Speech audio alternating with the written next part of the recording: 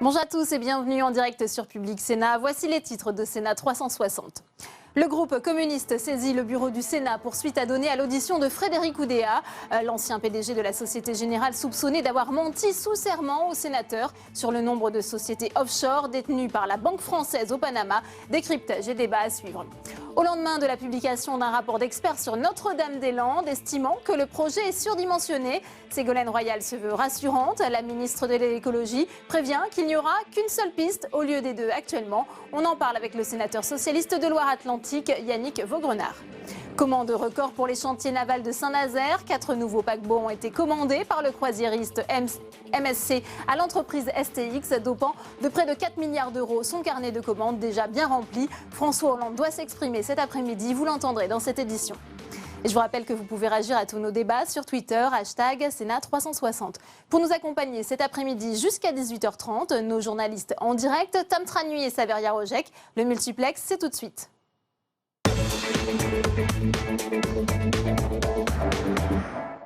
La Société Générale dans la tourmente après les révélations de la presse sur le nombre de sociétés offshore par la deuxième banque française au Panama, près de 979 créées par l'intermédiaire du cabinet d'avocats panaméen Mossack Fonseca. La direction se défend et promet la transparence. Julie Hulin. Société Générale, une banque au cœur de l'évasion fiscale.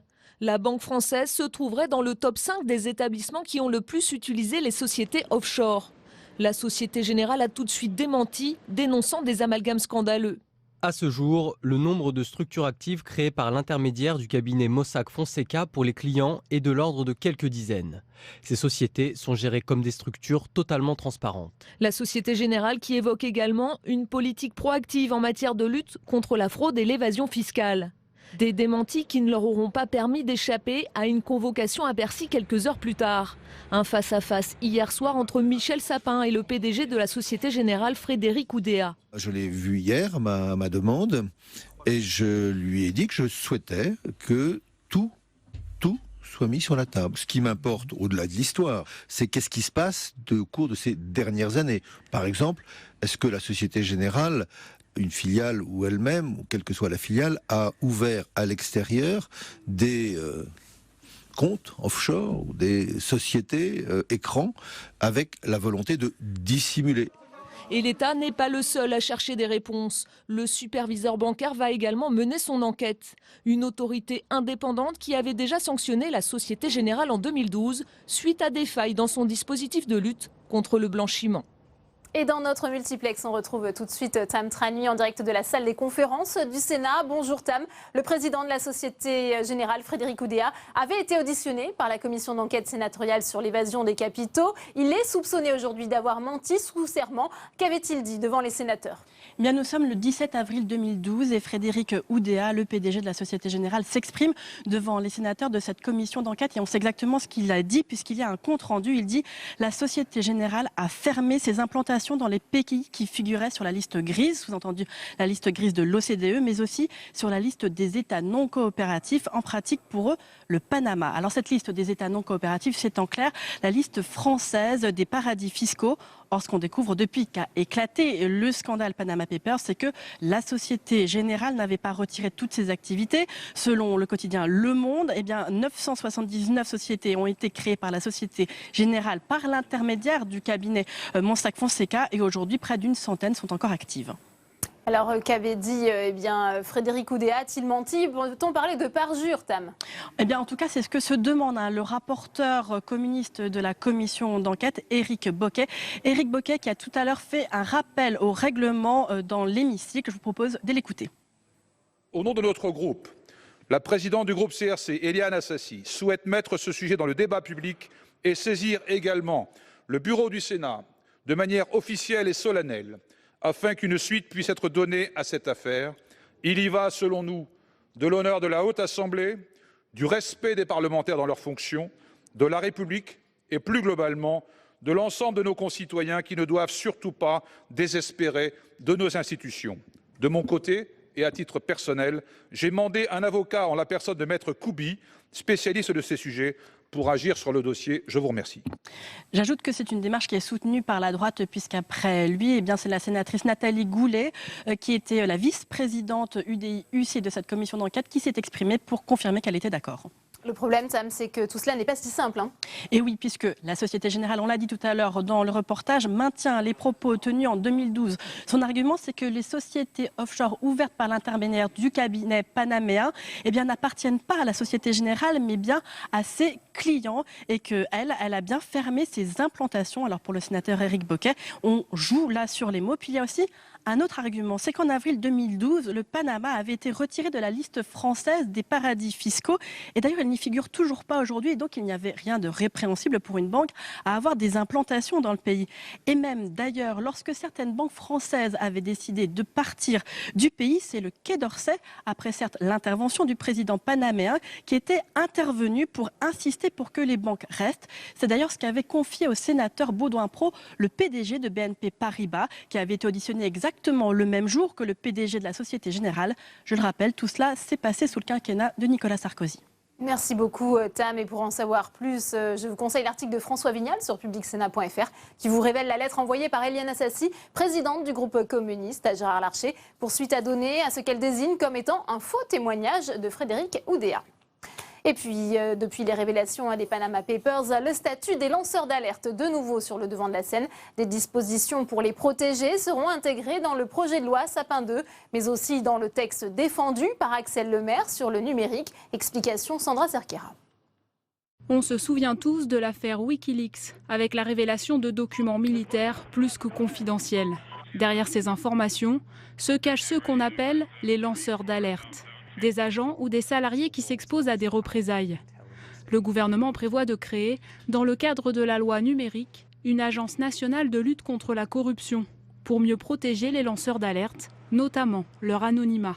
Dans sa loi, Michel Sapin va insérer un statut protecteur des lanceurs d'alerte. Et dans mon texte, qui est présenté au Sénat dans 3 semaines, il y a un statut pour les lanceurs d'alerte informatiques, des gens qui découvrent des failles informatiques et qui ne seront pas poursuivis pénalement s'ils les révèlent aux organisations concernées. Le gouvernement envisage également de rémunérer les lanceurs d'alerte dans les affaires de fraude ou d'évasion fiscale.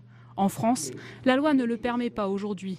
Il ne faudrait pas non plus qu'on ait aussi, avec cette rémunération des lanceurs d'alerte professionnels qui deviennent exclusivement une profession à part entière. Il y a toute une réflexion à avoir sur exactement ce qu'est un lanceur d'alerte et après à avoir une définition exacte.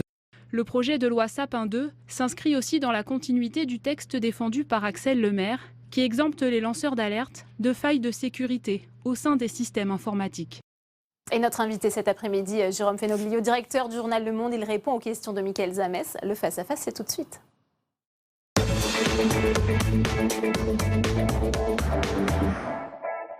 Bonjour Jérôme Fenoglio. Bonjour. Alors, ce que j'aimerais savoir, c'est si vous appelez cela une affaire ou un scandale. Un scandale. Ouais. Un scandale parce que je pense que ça... Tout ce qui concerne les paradis fiscaux, c'est pas seulement une affaire, ça reflète chaque fois les facettes d'un scandale majeur qui est celui de la dissimulation de l'argent pour des tas de raisons, mais qui sont en général liées à des pratiques délictueuses. Alors revenons peut-être un petit peu sur les faits. 11 millions de fichiers, c'est vrai que ça fait beaucoup, provenant des archives de Panama Papers, qui est évidemment, on en a beaucoup parlé ces derniers temps. Comment est-ce que vous avez travaillé? Comment vos équipes ont travaillé? Pour ceux qui ne le savent pas, nous on a lu dans le journal, mais pour ceux qui n'ont pas lu. Bon alors, le premier travail, dans ces cas-là, quand on reçoit autant de données, c'est la première fois de l'histoire qu'on a eu affaire à autant de données comme matière journalistique. Alors je rappelle qu'elles ont été transmises à la Süddeutsche Zeitung par un lanceur d'alerte, que la Süddeutsche Zeitung s'est retrouvée face à cette masse et s'est donc dit qu'elle allait faire appel au consortium dont elle fait partie, dont nous faisons partie aussi, qui est l'ICIG. Donc la première chose à faire dans ces cas-là, c'est de surtout ne pas se noyer dans ces données. Mettre au point une méthode de travail, mettre au point un moteur de recherche qui permet de s'orienter dans ces données pour y trouver des pistes, parce que c'est très compliqué ces données. C'est un mélange de mails, c'est un mélange de registres, il y a des documents de nature très différente et il faut pouvoir aller trier là-dedans pour trouver des choses qui peuvent être intéressantes. Est-ce que vous comprenez que certains se demandent comment le secret n'a pas fuité ? Oui, bien sûr, oui, c'est normal qu'on se demande comment le secret n'a pas fuité, mais des journalistes... Donc ça veut dire, est-ce qu'il a fuité ? Non, il n'a pas fuité le secret parce que des journalistes qui travaillent ensemble autour d'informations de cette taille savent rester discrets, c'est normal. Enfin, on n'a pas envie que nos infos Parce que là, on partent sait ailleurs. quand même 108 pays... 108 rédactions, 108 rédactions qui ont tout un intérêt convergent, qui savent que l'enquête réussira si on reste discret. Si on reste discret, c'est-à-dire si petit à petit on peut remonter à l'intérieur des fichiers, faire nos enquêtes tranquillement, sans être importuné, sans être dérangé. Donc le secret, c'est une des conditions du travail des journalistes. Hein. J'ai relu votre édito du 5 avril, daté du 5 avril. Vous dites ces chiffres m'ont donné la nausée. Pourquoi ? Parce que je pense qu'à chaque fois, il est extrêmement choquant de se rendre compte qu'au cœur de notre planète, qui est maintenant mondialisée de tous nos échanges, il y a quelque chose de caché et qui alimente le soupçon. Et on sait bien qu'aujourd'hui, à quel point nous devons lutter contre des formes de complotisme, contre des formes de défiance vis-à-vis des élites. Et c'est vrai que de se rendre compte que ce soupçon peut être fondé sur quelque chose de réel, qui est la dissimulation par des gens soit puissants, soit très riches, d'une partie de leurs avoirs. Dissimulation qui donc se fait au détriment du fonctionnement de nos démocraties. Moi, je suis désolé, mais oui, c'est un sentiment qui est celui proche de la nausée, oui, effectivement. Oui. Est-ce que vous avez l'impression que plus rien ne sera comme avant ? Dans le sens où, là, en ce moment, il y a des perquisitions qui sont menées à l'UEFA, il y a des auditions, c'était le cas hier pour le président de la Société Générale. Ça, c'est pour l'aspect peut-être que nous regardons, le prisme peut-être européen, français. Est-ce que vous avez le sentiment que demain tout va changer ? Parce qu'il y a eu ce que vous annoncez partout dans votre journal depuis 3 jours. Alors, il y en a eu plusieurs autres, des affaires de leaks de données. Peut-être pas aussi grandes. Pas aussi grandes, c'est vrai. Chaque fois, les choses ont évolué. J'aimerais être aussi optimiste que vous et me dire que ça va tout changer. J'aimerais en tout cas que ça y contribue, que ça aille dans le bon sens, qu'on se dise... On ne sera réellement efficace, et il y a eu des progrès ces dernières années quand même, mais on ne sera réellement efficace que si l'on ne laisse aucune zone, si on ne laisse aucun trou noir dans le dispositif de la taille de celui d'une entreprise comme Mossack Fonseca et d'un pays comme le Panama. Est-ce que vous comprenez les polémiques qu'il peut y avoir autour des lanceurs d'alerte ? On a entendu le reportage à l'instant. Certains mettent en doute même l'existence de ce lanceur d'alerte, parce qu'on ne le connaît pas, on ne connaît pas son nom, comparé à d'autres affaires. Je pense à Edward Snowden ou d'autres, bien évidemment. Ça vous inquiète, cela ? Oui, ce qui m'inquiète, c'est que par rapport au scandale, par rapport à ce qui est révélé, et la seule chose qui compte, c'est est-ce que ces données sont authentiques ? Oui, bien sûr, elles le sont authentiques. La firme Mossack Fonseca le confirme d'une certaine manière, dit que ces données lui ont été prises, dérobées, alors d'une manière ou d'une autre, c'est ça la vraie question. Est-ce que vous avez eu des doutes, vous, sur l'authenticité pendant le travail qui a été fait par vos journalistes ? Pendant un moment, est-ce que vous avez eu quand même des doutes ou pas ? La première chose, c'est de vérifier que tout ça est bien authentique. Et donc, on l'a fait par différents canaux. C'est un travail qui dure 1 an. Bien sûr, il y a donc tout un travail de vérification qui a été fait par la Süddeutsche Zeitung, par Nous au Monde, par l'ICIJ et d'autres organes de presse, bien entendu. C'est très, très important. C'est ça, la question. Après, pourquoi sortent-elles ? Qui est le lanceur d'alerte ? D'une certaine manière, c'est assez accessoire. L'essentiel, c'est que ce soit véridique et que ça révèle des choses que nous portons à la connaissance du public qui posent problème sur le fonctionnement de nos sociétés. Alors, qui a intérêt à ce que ça sorte ? Ça aussi, c'est une question. C'est quelque chose qui revient souvent. Hier soir, sur notre plateau, il y avait Jean-Pierre Chevènement, un homme politique, qui a lu toutes vos enquêtes et qui doute, qui a quand même quelques doutes. Je vous propose de l'écouter. Vous pouvez peut-être éventuellement répondre juste après. J'ai regardé attentivement ce qui était dit dans les colonnes du journal Le Monde. Je veux dire qu'il y a beaucoup d'approximations. On nous parle d'une station de ski avec 7 pistes à 1 heure de route de Saint-Pétersbourg. Alors moi, je connais un peu la Russie, effectivement, puisque j'ai une mission sur ce pays. C'est très plat, vous savez, autour de Saint-Pétersbourg. Bon, peut-être une réaction à Jean-Pierre Chevènement avant une dernière question. Ce qui m'ennuie, c'est que le complotisme progresse, souvent maintenant même, y compris vers des hommes politiques aussi avisés que Jean-Pierre Chevènement. Peut-être qu'il y a des approximations dans certains de nos papiers, peut-être que la station ski n'est pas à 1 heure de route de Saint-Pétersbourg. Dans ce cas-là, c'est nous qui avons commis l'erreur. Ce n'est pas, évidemment, le kilométrage n'est pas dans les fichiers de Mossack Fonseca. C'est pas ça la question. La question, c'est est-ce qu'il y a les proches de Vladimir Poutine que l'on décrit ? Et oui, ils y sont. Et la question de se poser toujours l'intérêt qu'il y aurait pour certains à faire fuiter ça, chaque fois, elle masque l'essentiel. L'essentiel, c'est que nous révélons des choses qui sont le scandale, qui sont... c'est ça, c'est là-dessus qu'il faut s'interroger. C'est le 3e jour que vous faites votre une sur ce scandale. Est-ce qu'il y en aura d'autres ?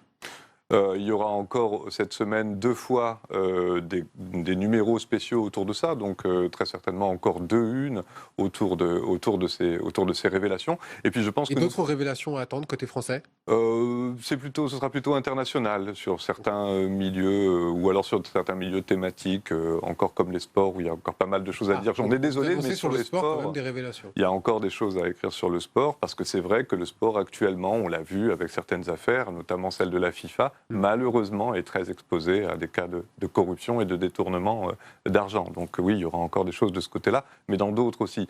Mais, pas forcément sur les questions politiques françaises. Non, pas forcément, non. Ça c'est fini, vous avez été jusqu'au bout de ce que vous aviez comme élément. On a fait à peu près le tour de ce qu'on avait à dire. Maintenant, encore une fois, les données sont gigantesques. Ça ne veut absolument pas dire que l'on a fait le tour complet de la question. Il faut voir qu'à chaque fois, il faut faire des vérifications, il faut faire des enquêtes, il faut construire une méthodologie, ça prend beaucoup de temps. Et en un mot, est-ce que ça marche? Est-ce que les ventes sont meilleures? Ça intéresse les gens. Oui, ça intéresse les gens. C'est un scandale majeur qui intéresse les gens. Nous avons des lecteurs cette semaine, ça se voit en numérique et ça se verra sans doute, oui, sur la diffusion du journal papier, oui. Pierre Fray, on a hâte de vous lire pour les prochains épisodes. Merci beaucoup Jérôme Fenoglio d'avoir été notre invité. Merci à vous. Merci Mickaël, merci beaucoup Jérôme Fenoglio. Effectivement, vous en parliez, la police fédérale suisse est en train de perquisitionner le siège de l'UEFA pour obtenir les contrats concernant l'attribution des droits télé en Équateur à la société Cross Trading citée dans le scandale Panama Papers. Dans le reste de l'actualité, un rapport sur Notre-Dame-des-Landes qui remet en cause le projet jugé surdimensionné par des experts. Ségolène Royal promet qu'il n'y aura qu'une seule piste et que des terres pourront être rendues aux agriculteurs, tandis que Matignon voit dans ce rapport une validation de son projet. Jérôme Rabier. La question, c'est la suivante. Souhaitez-vous le transfert de l'aéroport tel qu'il est aujourd'hui vers Notre-Dame-des-Landes ? C'est donc à cette question que devront répondre les habitants de Loire-Atlantique le 26 juin prochain. Mais Ségolène Royal va plus loin. Si le choix de Notre-Dame-des-Landes est confirmé, il n'y aura qu'une piste et non deux comme envisagé, suivant ainsi les préconisations du rapport d'experts qui lui a été remis hier. Cet aéroport a été totalement disproportionné.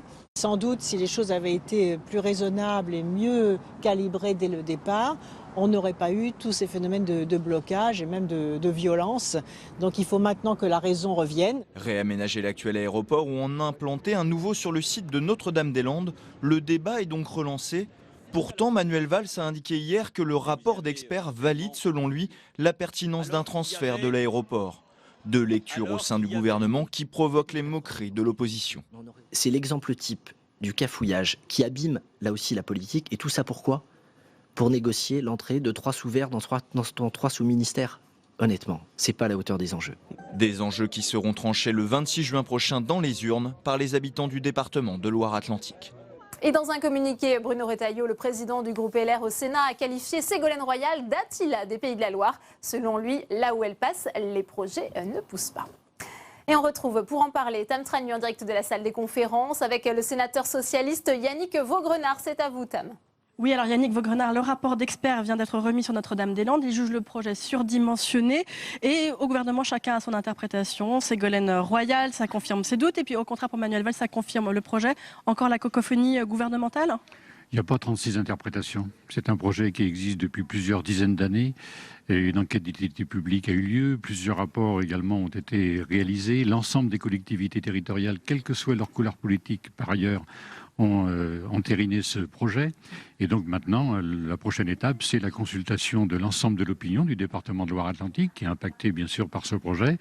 Et je pense qu'il faut considérer que ce projet est important économiquement, en termes de défense de l'emploi du Grand Ouest, important en termes de défense de l'environnement également, et donc il est absolument indispensable pour l'avenir économique de notre région. Mais vous ne pensez pas que ce rapport dit que Notre-Dame-des-Landes a quand même du plomb dans l'aile ? Il estime que ce n'est pas nécessaire. C'est pas ce que dit ce rapport. Ce rapport dit qu'il est nécessaire d'arrêter l'exploitation au niveau de l'aéroport de Nantes-Atlantique aujourd'hui, qu'il est nécessaire d'avoir un autre aéroport. On a besoin de simplement réaménager l'aéroport de Nantes-Atlantique ? Non, ça n'est pas possible. ça n'est pas possible parce que j'évoquais les raisons économiques et d'emploi. Il y a également les raisons de sécurité puisque les avions atterrissent tout au-dessus de la ville de Nantes, donc survolent 250 000 à 300 000 habitants. Question de sécurité, question d'emploi, question de perspective d'avenir pour l'ensemble de la région. Cet aéroport est indispensable et c'est l'opinion qui aura à se prononcer très, très rapidement puisque ça sera le 26 juin. Votre réaction à Ségolène Royal qui ne veut plus d'évacuation sur le site de Notre-Dame-des-Landes? C'est une réaction assez surprenante de la part d'un ministre de la République qui demande à ce que les décisions de justice ne soient pas appliquées. Cette réaction est incompréhensible et n'est pas à la hauteur d'un ministre de la République. Voilà ce que je pense. Alors une bonne nouvelle quand même, Yannick Vaugrenard. La compagnie MSC Croisières commande 4 paquebots au chantier de Saint-Nazaire. C'est l'embellie qui continue après des années très difficiles à Saint-Nazaire? Tout à fait, vous avez raison. C'est une excellente nouvelle. Là encore, pour l'avenir économique de notre région, 4 paquebots, 4 milliards d'euros, c'est énorme. Plus de 17 millions d'heures de travail, près de 3500 emplois pour 10 ans. C'est quelque chose de fantastique. C'est aussi la reconnaissance du travail fourni et de la connaissance, de la compétence des salariés sur l'ensemble de ce secteur. Mais il faut également, du coup, comme nous avons un peu de temps devant nous, plus de 10 ans, eh bien, il faut engager des systèmes de formation efficaces pour que l'ensemble des jeunes de notre territoire puissent être embauchés, parce qu'il y a des métiers qui sont sous tension. Il est indispensable que nous organisions une formation très forte, optimum, de manière à ce que ça bénéficie aux hommes et aux femmes de notre secteur, de la région, mais également de l'ensemble du pays, plutôt qu'aux travailleurs détachés. Et oui, effectivement, les travailleurs détachés sur les chantiers de Saint-Nazaire, ils sont nombreux. Ça existe, ils sont nombreux, mais n'exagérons pas la portée et la présence de ces travailleurs détachés. C'est entre 10 et 20 ou 25% à la fin de la construction des navires. Ils permettent parfois, malheureusement je dirais, mais ils permettent aussi d'obtenir des commandes. Mais là, nous avons une perspective à moyen terme, je dirais, et donc il faut absolument que l'État, Pôle emploi, les collectivités territoriales, les moyens de formation se mettent véritablement en marche et rapidement pour permettre à nos jeunes en particulier, mais pas seulement, d'avoir un emploi sur ce secteur qui vraiment là a pris aujourd'hui une excellente nouvelle. Merci beaucoup Yannick Vaugrenard d'avoir répondu à nos questions. À tout à l'heure Delphine pour de nouvelles réactions. Merci beaucoup Tam. Les organisations de jeunesse reçues par l'exécutif, malgré tout le désaccord persiste avec le gouvernement sur le projet de loi travail. William Martinet, président de l'UNEF, appelle les jeunes à rester mobilisés, notamment pour la manifestation prévue samedi. On l'écoute. C'est un désaccord qui persiste sur ce projet de loi travail. Nous continuons à contester ce projet de loi parce que nous considérons qu'il va précariser les salariés et en particulier les jeunes qui s'insèrent professionnellement. Nous avons un cadre de dialogue qui, on l'espère, va permettre de faire bouger les lignes en positif, mais pas encore d'engagement en ferme. Ça nous paraît très important pour nous que les jeunes restent mobilisés. Il y a notamment une journée de manifestation samedi qui, je crois, va être déterminante dans sa capacité à faire bouger les lignes. Nous vous en parlions hier, l'indépendance des médias discutée en séance au Sénat. Alors pour en parler, on va tout de suite retrouver Saveria Rojac en direct de l'hémicycle. Bonjour Saveria, c'est une proposition de loi pour renforcer l'indépendance des rédactions. De quoi s'agit-il? Alors Delphine, il faut d'abord bien comprendre le contexte. Cette loi se veut une réponse à un important mouvement de concentration dans le secteur. Une concentration qui s'est accélérée l'année dernière avec la mainmise de Vincent Bolloré sur Canal+. Aujourd'hui, vous avez une dizaine de grands groupes comme Patrick Drahi à BFM TV ou Martin Bouygues sur TF1 qui possèdent la plupart des journaux et des chaînes de télé. Et le problème, c'est que la mainmise de ces industriels sur le secteur menace l'indépendance des rédactions, comme on a pu le voir justement avec l'arrivée de Vincent Bolloré sur Canal+, qui a changé une partie de la direction de la chaîne en arrivant l'année dernière et qui s'est même immiscé dans le contenu éditorial de la chaîne. Le gouvernement donc souhaite renforcer l'indépendance des médias et surtout protéger les journalistes d'éventuelles pressions. Alors concrètement, le texte propose tout d'abord de mettre en place des comités de déontologie qui seraient formés de personnalités indépendants, des comités qui travailleront en collaboration avec le CSA. Le CSA sera, et c'est précisé dans le texte, le garant du pluralisme des médias. Il devra veiller à ce que les intérêts des actionnaires ne portent aucune atteinte à l'indépendance des rédactions. Et puis autre mesure phare, les journalistes pourront refuser un acte qu'ils jugent contraire à leur intime conviction personnelle. Enfin, et ça concerne l'ensemble des médias audiovisuels, presse mais aussi les sites web, la loi instaure une plus grande transparence. Les médias devront faire connaître précisément à leur public l'identité de leur actionnaire, Delphine. Merci beaucoup Saveria pour toutes ces précisions. Je vous propose d'ailleurs d'écouter l'intervention de la ministre de la Culture Audrey Azoulay sur ce texte. C'était il y a à peu près 30 minutes devant les sénateurs en séance.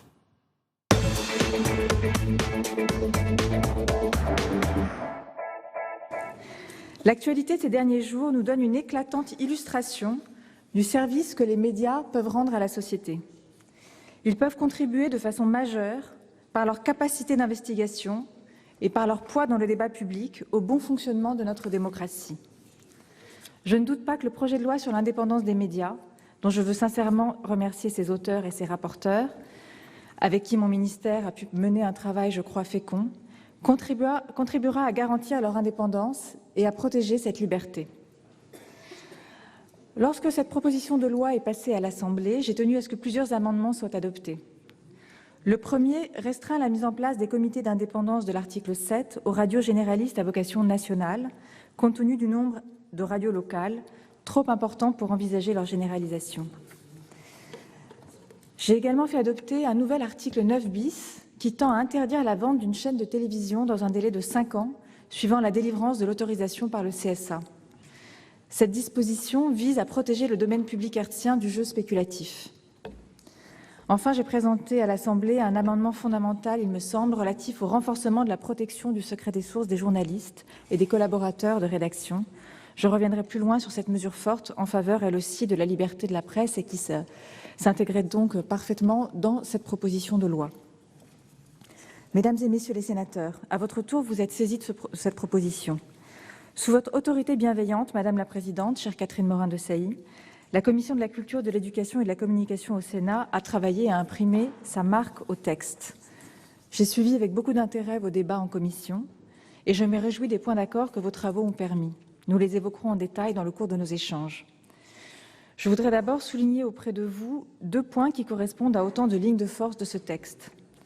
Premièrement, la protection de la liberté éditoriale des journalistes. L'article 1er permet d'étendre à tous les journalistes, quels que soient les médias dans lesquels ils travaillent, une protection qui, depuis son introduction en 2009 dans la loi de 1986 sur l'audiovisuel, protégeait les journalistes de l'audiovisuel public. Elle était en vigueur bien antérieurement à cela, mais dans le droit conventionnel. Votre proposition de rédaction de l'article 1er entend concilier la garantie des droits des journalistes avec l'obligation faite aux entreprises de presse de se doter d'une charte de déontologie. Une charte respectueuse de la ligne éditoriale définie par la direction de chaque titre, mais qui aura d'autant plus de force qu'elle aura été élaborée par l'équipe dirigeante et les journalistes. Cette rédaction va être débattue, peut être enrichie, pour tenir compte aussi des équilibres trouvés à l'Assemblée nationale. La charte de déontologie, je le souligne, peut également contribuer à renforcer la confiance des lecteurs, des téléspectateurs et des auditeurs envers les organismes de presse. Deuxième point, la création de comités relatifs à l'honnêteté, l'indépendance et le pluralisme de l'information et des programmes. Comités que j'appellerais par souci de simplicité les comités indépendance. Sans porter atteinte à la liberté éditoriale des éditeurs de télévision et de radio, non plus à la responsabilité du directeur de publication, ces comités doivent permettre de traiter d'une manière transparente et concertée toute menace sur l'indépendance d'un média qui serait portée à sa connaissance. Vos travaux ont restreint les modalités de saisine que vous avez jugées trop ouvertes de ces comités. Ce comité permettra à certaines personnes désormais plus définies de le consulter, je pense ici aux médiateurs là où ils existent, afin de garantir à nos concitoyens la défense de l'intérêt général. Par ailleurs, votre proposition permet de préciser le rôle du CSA et les règles de mise en place des comités d'indépendance pour que chacun soit bien dans son rôle et qu'il n'y ait pas de confusion. Mesdames et messieurs les sénateurs, je voudrais enfin évoquer l'amélioration des garanties apportées au secret des sources des journalistes. C'est un enjeu démocratique majeur. Vous connaissez ma détermination à ce que cette loi et que ce point particulier soit adopté, conformément à un engagement que le président de la République, alors candidat, avait pris. Il nous appartient tous ensemble de trouver le point d'équilibre le plus juste entre la sécurité que nous devons garantir aux journalistes dans leur travail d'investigation, indispensable à la démocratie, et la possibilité encadrée d'enquêter dans des cas précis où cela s'avère nécessaire pour la sécurité de nos concitoyens. En adoptant l'amendement gouvernemental que j'ai eu l'honneur de porter, l'Assemblée nationale a défini, je crois, les contours d'un bon équilibre. Les insuffisances de la législation existante ont été corrigées pour permettre à la presse d'investigation de faire son travail sans risque de mettre ses sources en difficulté. L'enquête menée par les plus grandes rédactions mondiales sur l'évasion fiscale au Panama, les Panama Papers, illustre, s'il en était besoin, la pertinence, l'actualité et la nécessité de cette loi.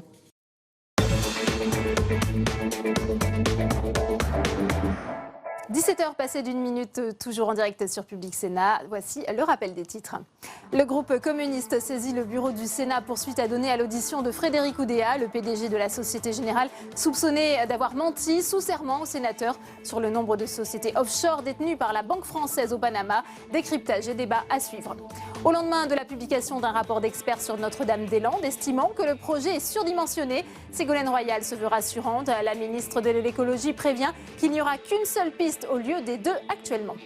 La nouvelle carte de l'intercommunalité en débat demain au Sénat. La Haute Assemblée s'inquiète des délais jugés beaucoup trop courts pour sa mise en application. Problème de périmètre, de gouvernance et de fiscalité. Les sénateurs demandent un report d'1 an mais se heurtent à l'hostilité du gouvernement. On en parle avec nos invités dans un instant.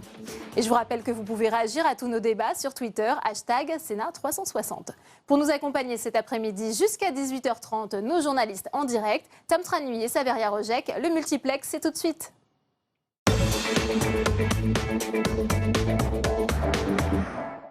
La Société Générale de plus en plus dans la tourmente après les révélations de la presse sur le nombre de sociétés offshore détenues par la deuxième banque française au Panama. 979 sociétés écrans auraient été créées par Mossack Fonseca. La direction se défend et promet la transparence. Julie Hulin. Société Générale, une banque au cœur de l'évasion fiscale. La Banque française se trouverait dans le top 5 des établissements qui ont le plus utilisé les sociétés offshore. La Société Générale a tout de suite démenti, dénonçant des amalgames scandaleux. À ce jour, le nombre de structures actives créées par l'intermédiaire du cabinet Mossack Fonseca pour les clients est de l'ordre de quelques dizaines. Ces sociétés sont gérées comme des structures totalement transparentes. La Société Générale qui évoque également une politique proactive en matière de lutte contre la fraude et l'évasion fiscale. Des démentis qui ne leur auront pas permis d'échapper à une convocation à Bercy quelques heures plus tard. Un face-à-face hier soir entre Michel Sapin et le PDG de la Société Générale, Frédéric Oudéa. Je l'ai vu hier, ma demande, et je lui ai dit que je souhaitais que tout soit mis sur la table. Ce qui m'importe, au-delà de l'histoire, c'est qu'est-ce qui se passe au cours de ces dernières années. Par exemple, est-ce que la Société Générale, une filiale ou elle-même, ou quelle que soit la filiale, a ouvert à l'extérieur des comptes offshore ou des sociétés écrans avec la volonté de dissimuler.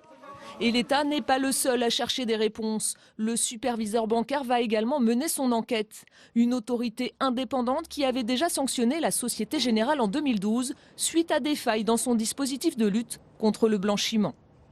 Éric Bocquet monte par ailleurs au créneau contre la Société Générale, rapporteur d'une commission d'enquête sur l'évasion fiscale. Le sénateur communiste du Nord avait auditionné en 2012 Frédéric Oudéa, PDG de la deuxième banque française. À l'époque, il avait affirmé qu'aucune société offshore n'avait été créée au Panama. Des propos jugés litigieux. Le bureau du Sénat est saisi. On écoute Éric Bocquet.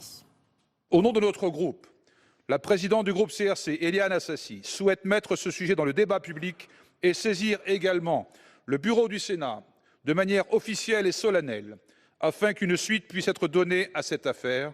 Il y va, selon nous, de l'honneur de la Haute Assemblée, du respect des parlementaires dans leurs fonctions, de la République et plus globalement de l'ensemble de nos concitoyens qui ne doivent surtout pas désespérer de nos institutions. De mon côté, et à titre personnel, j'ai mandé un avocat en la personne de Maître Koubi, spécialiste de ces sujets, pour agir sur le dossier. Je vous remercie. Et pour en savoir plus, l'article de François Vignal sur publicsénat.fr qui vous révèle la lettre envoyée par Éliane Assassi, présidente du groupe communiste à Gérard Larcher, pour suite à donner à ce qu'elle désigne comme étant un faux témoignage de Frédéric Oudéa. Et depuis ces révélations des Panama Papers, le statut des lanceurs d'alerte de nouveau sur le devant de la scène. Des dispositions pour les protéger seront intégrées dans le projet de loi Sapin 2, mais aussi dans le texte défendu par Axel Lemaire sur le numérique. Explication Sandra Cerquera. On se souvient tous de l'affaire Wikileaks, avec la révélation de documents militaires plus que confidentiels. Derrière ces informations se cachent ceux qu'on appelle les lanceurs d'alerte, des agents ou des salariés qui s'exposent à des représailles.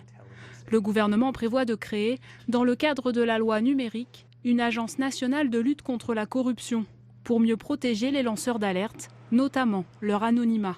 Dans sa loi, Michel Sapin va insérer un statut protecteur des lanceurs d'alerte. Et dans mon texte, qui est présenté au Sénat dans 3 semaines, il y a un statut pour les lanceurs d'alerte informatiques, des gens qui découvrent des failles informatiques et qui ne seront pas poursuivis pénalement s'ils les révèlent aux organisations concernées. Le gouvernement envisage également de rémunérer les lanceurs d'alerte dans les affaires de fraude ou d'évasion fiscale. En France, la loi ne le permet pas aujourd'hui. Il ne faudrait pas non plus qu'on ait aussi, avec cette rémunération des lanceurs d'alerte professionnels qui deviennent exclusivement une profession à part entière. Il y a toute une réflexion à avoir sur exactement ce qu'est un lanceur d'alerte et après à avoir une définition exacte. Le projet de loi Sapin 2 s'inscrit aussi dans la continuité du texte défendu par Axelle Lemaire, qui exempte les lanceurs d'alerte de failles de sécurité au sein des systèmes informatiques. Un rapport sur Notre-Dame-des-Landes qui remet en cause le projet, jugé surdimensionné par des experts. Ségolène Royal promet qu'il n'y aura qu'une seule piste et que des terres pourront être rendues aux agriculteurs, tandis que Matignon voit dans ce rapport une validation de son projet. Jérôme Rabier. La question, c'est la suivante. Souhaitez-vous le transfert de l'aéroport tel qu'il est aujourd'hui vers Notre-Dame-des-Landes ? C'est donc à cette question que devront répondre les habitants de Loire-Atlantique le 26 juin prochain. Mais Ségolène Royal va plus loin. Si le choix de Notre-Dame-des-Landes est confirmé, il n'y aura qu'une piste et non 2 comme envisagé, suivant ainsi les préconisations du rapport d'experts qui lui a été remis hier. Cet aéroport a été totalement disproportionné. Sans doute, si les choses avaient été plus raisonnables et mieux calibrées dès le départ, on n'aurait pas eu tous ces phénomènes de blocage et même de violence. Donc il faut maintenant que la raison revienne. Réaménager l'actuel aéroport ou en implanter un nouveau sur le site de Notre-Dame-des-Landes, le débat est donc relancé. Pourtant, Manuel Valls a indiqué hier que le rapport d'experts valide, selon lui, la pertinence d'un transfert de l'aéroport. 2 lectures au sein du gouvernement qui provoquent les moqueries de l'opposition. C'est l'exemple type du cafouillage qui abîme là aussi la politique. Et tout ça pourquoi ? Pour négocier l'entrée de 3 sous-verts dans 3 sous-ministères. Honnêtement, c'est pas à la hauteur des enjeux. Le président Les Républicains de la région, Bruno Retailleau, dénonce lui un déni de démocratie et considère que Ségolène Royal est l'Attila de la région Pays de la Loire. Là où elle passe, les projets ne poussent pas, précise le chef de file des sénateurs républicains. Des enjeux qui seront tranchés le 26 juin prochain dans les urnes par les habitants du département de Loire-Atlantique. Au Sénat, examen en séance publique d'une proposition de loi qui vise à garantir l'indépendance des rédactions. Pour en parler, on retrouve Saveria Rojek en direct de la tribune de presse de l'hémicycle du Sénat. Saveria, qu'y a-t-il dans ce texte et pourquoi fallait-il renforcer de manière urgente cette indépendance des médias ? C'est une question de contexte, Delphine. Cette loi se veut une réponse à un mouvement de concentration, une concentration qui s'est accélérée l'année dernière avec la mainmise de Vincent Bolloré sur Canal+. Aujourd'hui, vous avez une dizaine de grands groupes comme Patrick Drahi et BFM TV ou Martin Bouygues et TF1 qui possèdent la plupart des journaux et des télévisions françaises. Le problème, la mainmise de ces industriels sur le secteur, ils menacent l'indépendance des rédactions, comme on a pu le voir d'ailleurs justement avec Vincent Bolloré et Canal+ l'année dernière. Quand il est arrivé, il a changé une partie de la direction de la chaîne et il s'est même immiscé dans le contenu éditorial. Le gouvernement donc souhaite renforcer l'indépendance des médias et surtout protéger les journalistes d'éventuelles des pressions économiques. Alors concrètement, le texte propose tout d'abord de mettre en place des comités de déontologie, des comités qui seraient formés de personnalités indépendantes et qui travailleraient en collaboration avec le CSA. Le CSA sera, et c'est précisé dans le texte, le garant du pluralisme des médias.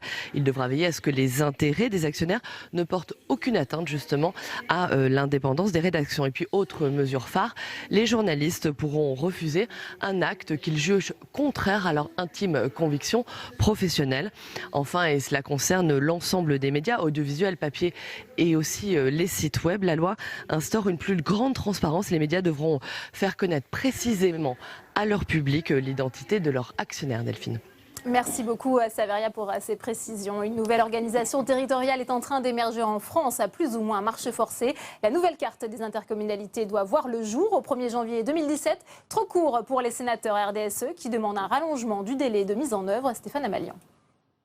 15 000 habitants. C'est le seuil minimal pour créer une intercommunalité depuis la loi NOTRe d'août 2015. Un seuil difficile à atteindre, notamment en zone rurale. Une proposition de loi du sénateur Jacques Mézard vise à donner plus de temps pour les fusions complexes. Une année supplémentaire pour organiser le rapprochement des communes. L'entrée en vigueur de ces intercommunalités serait reportée au 1er janvier 2018. Ce délai pourrait également permettre aux élus d'harmoniser les compétences qui seront partagées dans l'intercommunalité, notamment les ressources humaines, la fiscalité ou la logistique. La majorité de droite du Sénat s'est déclarée favorable au texte. Le gouvernement n'a pas encore exprimé sa position. Les discussions auront lieu ce jeudi.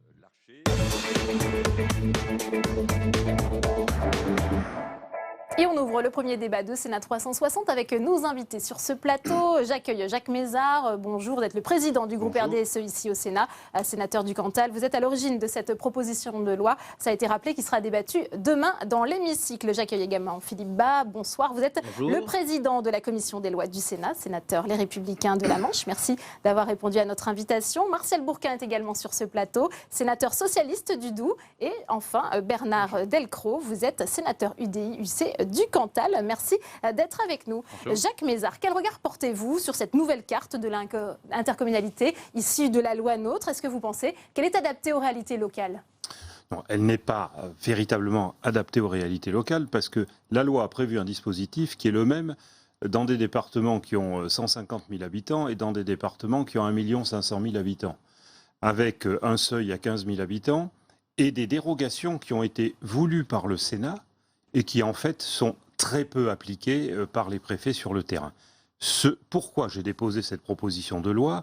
Pour donner un peu de liberté. Il ne s'agit pas de remettre en cause ni les schémas, ni le principe de la loi. Il s'agit simplement de donner un peu de temps, de liberté pour mieux mettre en pratique, en application les schémas pour les intercommunalités qui le demandent avec un vote à la majorité des commissions départementales.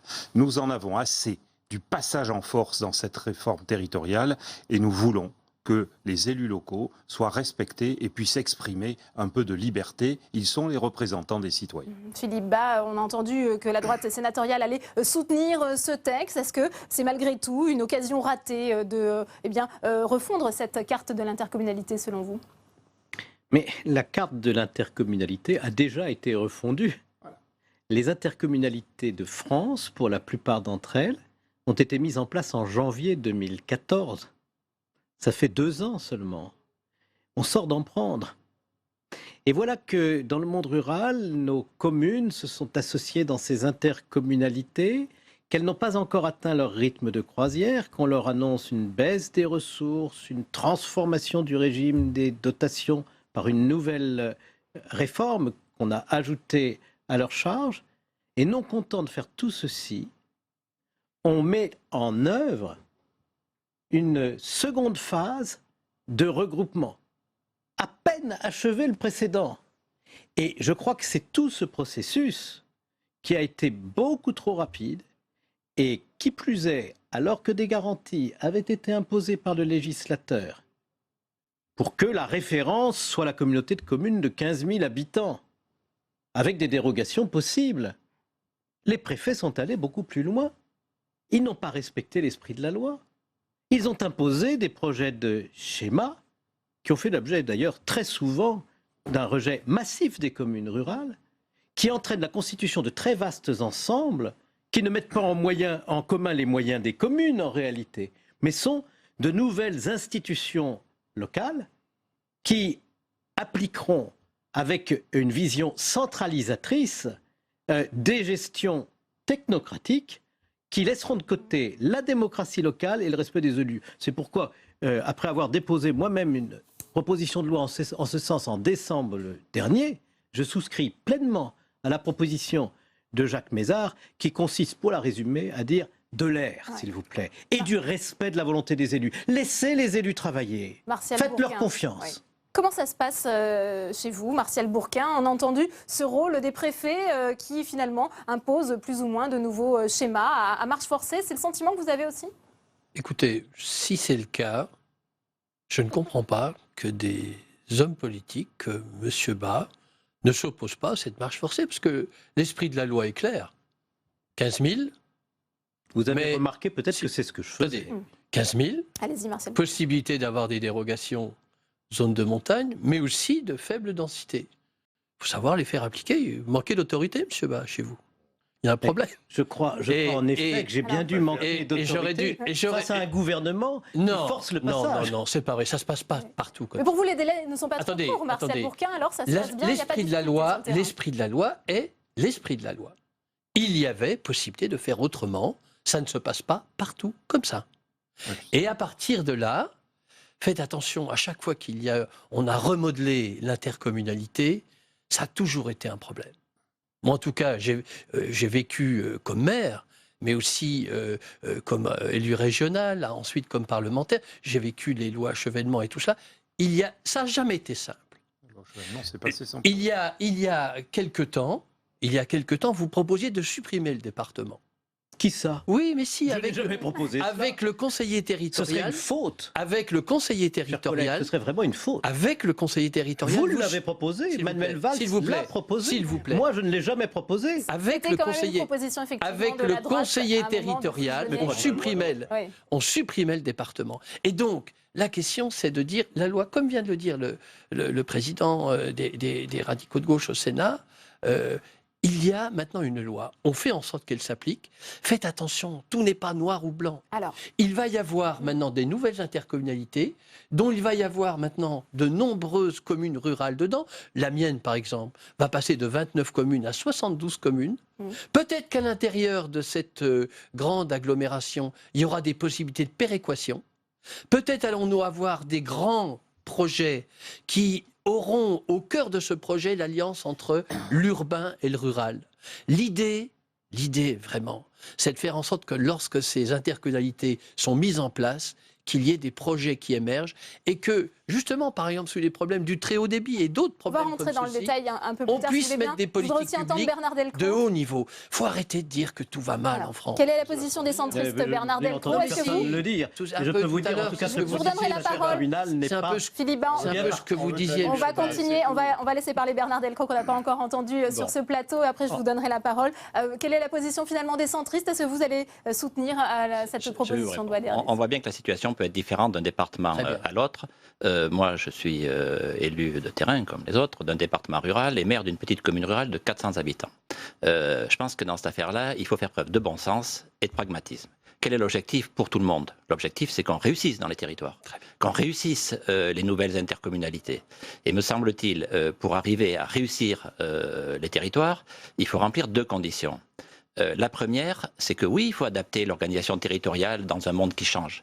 On ne peut pas avoir une organisation territoriale figée dans un monde qui est en évolution, dans une société qui change, parce que notamment le numérique accélère un certain nombre de mutations, parce que entre la loi du 6 février 1992 qui a créé les intercommunalités à fiscalité propre, même si dans certains départements il y a eu des évolutions en 2004, ce n'est pas le cas partout, et aujourd'hui il y a eu toute une succession de réformes et de lois qui ont changé la donne.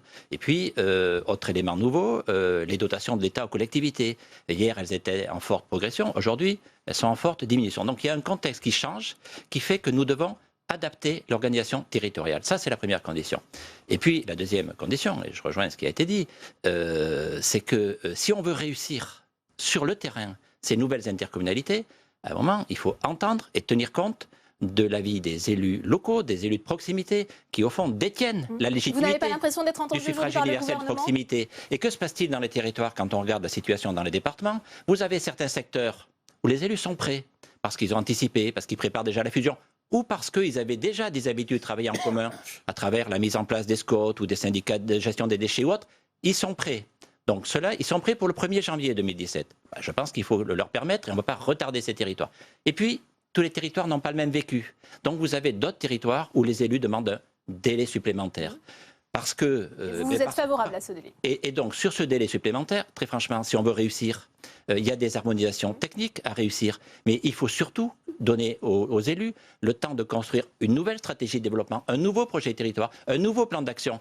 Et je me dis, quel inconvénient a-t-on à donner une année supplémentaire à ces territoires, alors que nous avons déjà des territoires où les élus sont prêts? Donc ceux-là, ils sont prêts pour le 1er janvier 2017. Et puis, tous les territoires n'ont pas le même vécu. Donc vous avez d'autres territoires où les élus demandent un délai supplémentaire. Parce que, sachant que le schéma n'est pas remis en cause, c'est simplement une année supplémentaire pour la mise en application des nouveaux périmètres. Donc oui, on y est favorable dans ces territoires-là, sans empêcher les autres d'avancer. Jacques Mézard, quelles sont les difficultés auxquelles finalement les intercommunalités sont confrontées? On a parlé des problèmes à la fois de périmètre, de compétences, de gouvernance aussi, mais aussi de fiscalité, c'est ça? Tout à fait. Je crois d'abord qu'il faut rappeler que le but poursuivi par le gouvernement, c'était en fait de diminuer par 2 le nombre d'intercommunalités sur la base d'un rapport technocratique de la commissaire générale à l'égalité des territoires qui a écrit « Il faut qu'il y ait 1000 intercommunalités ». C'est une vision technocratique qui est complètement inadaptée par rapport au terrain parce que les situations sont différentes selon les territoires et selon les départements. Il y a effectivement des problèmes pour préparer ces fusions, parce que dans certaines communautés de communes, elles sont au système de la taxe professionnelle unique,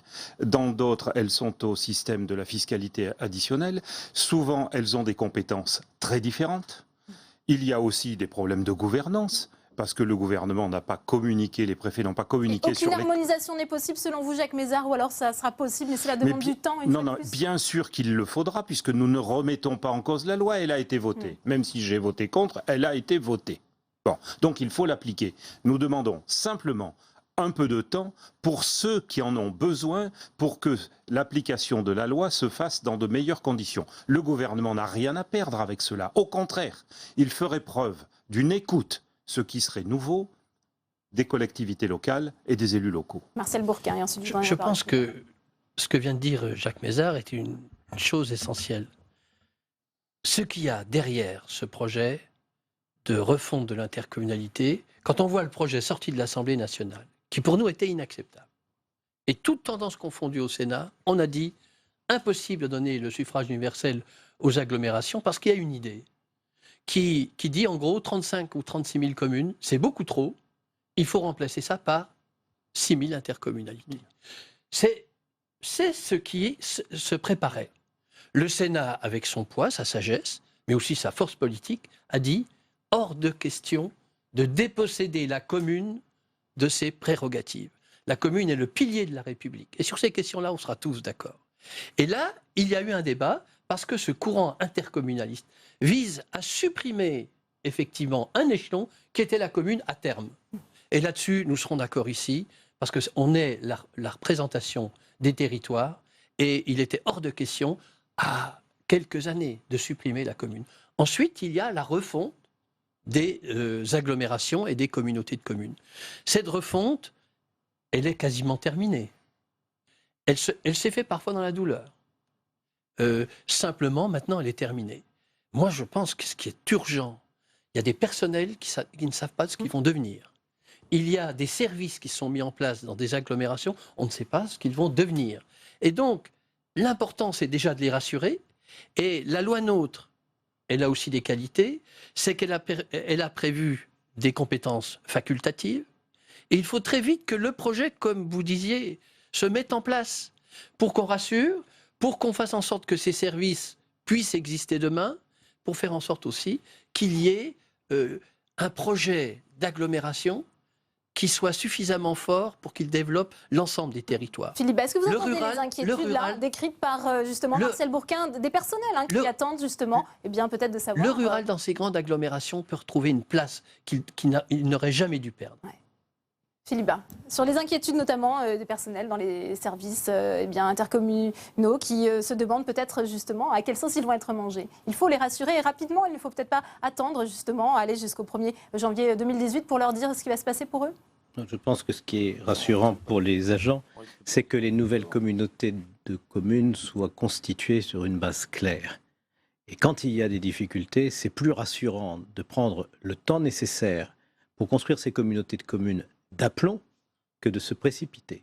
Il y a trop d'incertitudes actuellement. Et puis il y a aussi des communautés de communes, si j'en crois un certain nombre de schémas préfectoraux, qui sont construits sur des territoires beaucoup trop grands. Il me semble qu'une communauté de communes a davantage de chances de réussir à amener de bons services pour ses habitants si elle est à taille humaine, si elle correspond réellement à un bassin de vie. C'est qu'on a parlé Si les maires se d'intercommunalité connaissent. XXL, hein, ça paraît Mais oui, démesuré parfois à mais l'échelle d'un territoire. Dans ce cas-là, si vous voulez, s'il y a 5 bassins de vie, 5 piscines, 5 maisons de l'enfance, 5 maisons de retraite, nous arrivons à une gestion qui est une gestion distante, qui ne repose plus sur les élus, qui appauvrit la démocratie locale et qui ne nous fait pas gagner en performance du point de vue financier.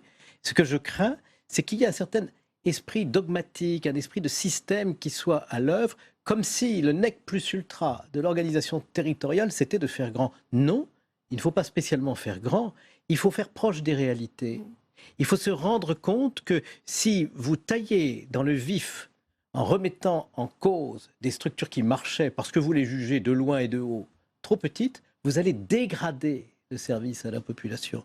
Moi, je crois beaucoup à ça et je crois aussi que non seulement nous devons avoir la préoccupation de la qualité de service, mais nous devons aussi avoir la préoccupation de la démocratie. Vous vous rendez compte que dans certaines intercommunalités XXL, vous aurez 200 élus, une assemblée de 200 élus. Eh bien, je vais vous dire, ces 200 élus, petit à petit, ils cesseront de venir car ils n'auront aucun poids, ils ne participeront plus aux décisions, ils seront découragés et ne pourront plus rendre compte à leur population des responsabilités qu'ils exercent parce qu'ils n'auront plus de responsabilités et de ce fait, la commune risque de devenir une coquille vide au plan local. C'est une évolution qu'il faudrait pouvoir organiser avec plus de discernement et en pesant le Bernard pour et le Delcros, contre avant de oui. se précipiter. Est-ce qu'on peut trouver un équilibre justement entre ce besoin, cette nécessité de rationaliser la carte des intercommunalités et le souci de la réalité locale, ce qui était rappelé par Jacques Mézard notamment? Oui, encore une fois, je pense qu'on ne peut pas appliquer la même règle partout et avoir une règle générale qui s'applique partout. Chaque territoire a son histoire, sa particularité.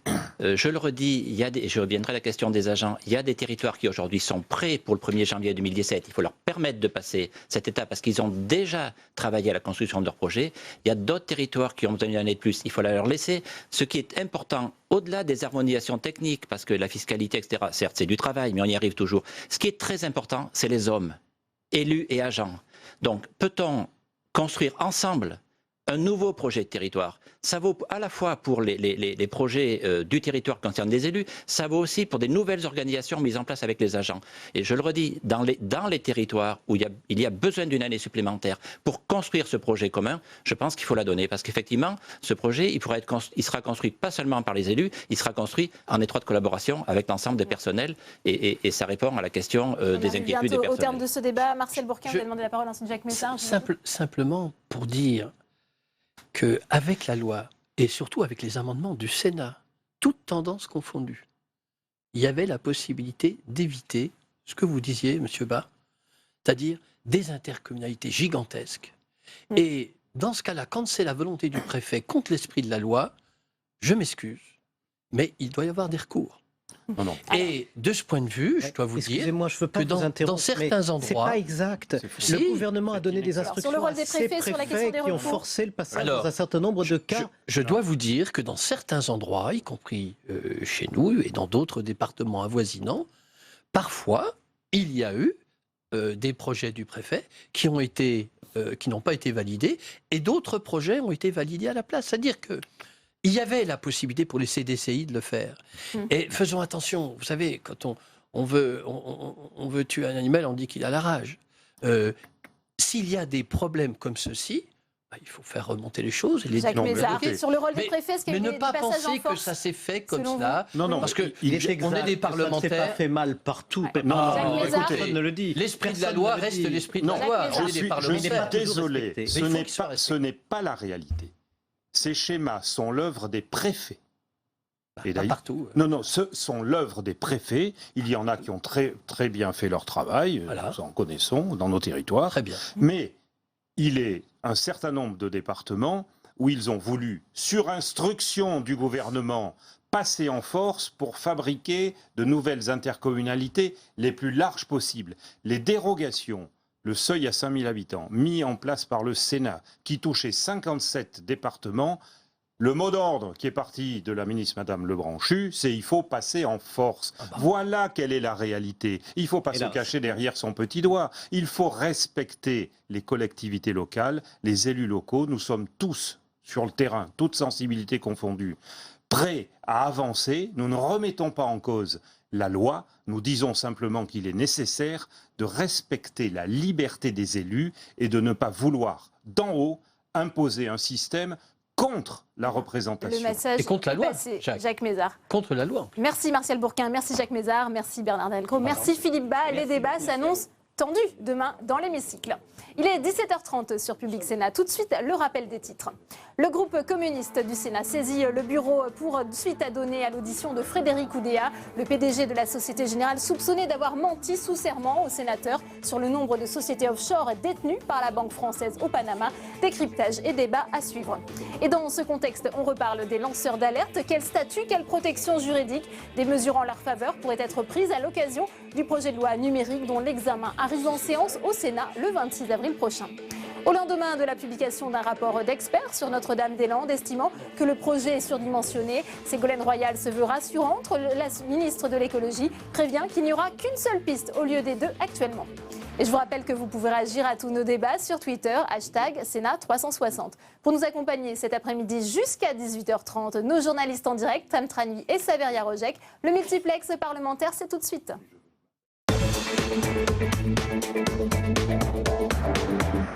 La Société Générale dans la tourmente après les révélations de la presse sur le nombre de sociétés offshore détenues par la deuxième banque française au Panama. La direction se défend et promet la transparence. Julie Hulin. Société Générale, une banque au cœur de l'évasion fiscale. La banque française se trouverait dans le top 5 des établissements qui ont le plus utilisé les sociétés offshore. La Société Générale a tout de suite démenti, dénonçant des amalgames scandaleux. À ce jour, le nombre de structures actives créées par l'intermédiaire du cabinet Mossack Fonseca pour les clients est de l'ordre de quelques dizaines. Ces sociétés sont gérées comme des structures totalement transparentes. La Société Générale qui évoque également une politique proactive en matière de lutte contre la fraude et l'évasion fiscale. Des démentis qui ne leur auront pas permis d'échapper à une convocation à Bercy quelques heures plus tard. Un face-à-face hier soir entre Michel Sapin et le PDG de la Société Générale, Frédéric Oudéa. Je l'ai vu hier, ma demande, et je lui ai dit que je souhaitais que tout soit mis sur la table. Ce qui m'importe, au-delà de l'histoire, c'est qu'est-ce qui se passe au cours de ces dernières années. Par exemple, est-ce que la Société Générale, une filiale ou elle-même, ou quelle que soit la filiale, a ouvert à l'extérieur des comptes offshore, ou des sociétés écrans, avec la volonté de dissimuler. Et l'État n'est pas le seul à chercher des réponses. Le superviseur bancaire va également mener son enquête. Une autorité indépendante qui avait déjà sanctionné la Société Générale en 2012 suite à des failles dans son dispositif de lutte contre le blanchiment. Depuis les révélations de Panama Papers, le statut des lanceurs d'alerte de nouveau sur le devant de la scène. Des dispositions pour les protéger vont être intégrées dans le projet de loi Sapin 2, mais aussi dans le projet de loi pour une République numérique qui sera débattu en séance au Sénat le 26 mai prochain. Sandra Sarkera. On se souvient tous de l'affaire Wikileaks, avec la révélation de documents militaires plus que confidentiels. Derrière ces informations se cachent ceux qu'on appelle les lanceurs d'alerte. Des agents ou des salariés qui s'exposent à des représailles. Le gouvernement prévoit de créer, dans le cadre de la loi numérique, une agence nationale de lutte contre la corruption, pour mieux protéger les lanceurs d'alerte, notamment leur anonymat. Dans sa loi, Michel Sapin va insérer un statut protecteur des lanceurs d'alerte. Et dans mon texte, qui est présenté au Sénat dans 3 semaines, il y a un statut pour les lanceurs d'alerte informatique, des gens qui découvrent des failles informatiques et qui ne seront pas poursuivis pénalement s'ils les révèlent aux organisations concernées. Le gouvernement envisage également de rémunérer les lanceurs d'alerte dans les affaires de fraude ou d'évasion fiscale. En France, la loi ne le permet pas aujourd'hui. Il ne faudrait pas non plus qu'on ait aussi, avec cette rémunération des lanceurs d'alerte professionnels qui deviennent exclusivement une profession à part entière. Il y a toute une réflexion à avoir sur exactement ce qu'est un lanceur d'alerte et après à avoir une définition exacte. Le projet de loi Sapin 2 s'inscrit aussi dans la continuité du texte défendu par Axelle Lemaire, qui exempte les lanceurs d'alerte de failles de sécurité au sein des systèmes informatiques. Et je vous le disais en titre, Éric Bocquet monte au créneau contre la Société Générale, rapporteur d'une commission d'enquête sur l'évasion fiscale. Le sénateur communiste du Nord avait auditionné en 2012 Frédéric Oudéa, PDG de la deuxième banque française à l'époque. Il avait affirmé qu'aucune société offshore n'avait été créée au Panama. Des propos jugés litigieux. Le bureau du Sénat est saisi. On écoute tout de suite Éric Bocquet. Au nom de notre groupe, la présidente du groupe CRC, Éliane Assassi, souhaite mettre ce sujet dans le débat public et saisir également le bureau du Sénat de manière officielle et solennelle afin qu'une suite puisse être donnée à cette affaire. Il y va, selon nous, de l'honneur de la Haute Assemblée, du respect des parlementaires dans leurs fonctions, de la République et plus globalement de l'ensemble de nos concitoyens qui ne doivent surtout pas désespérer de nos institutions. De mon côté, et à titre personnel, j'ai mandé un avocat en la personne de Maître Koubi, spécialiste de ces sujets, pour agir sur le dossier. Je vous remercie. Et notre invité cet après-midi, Maître David Koubi, avocat, il répond aux questions de Mickaël Zamès. Le face-à-face, c'est tout de suite.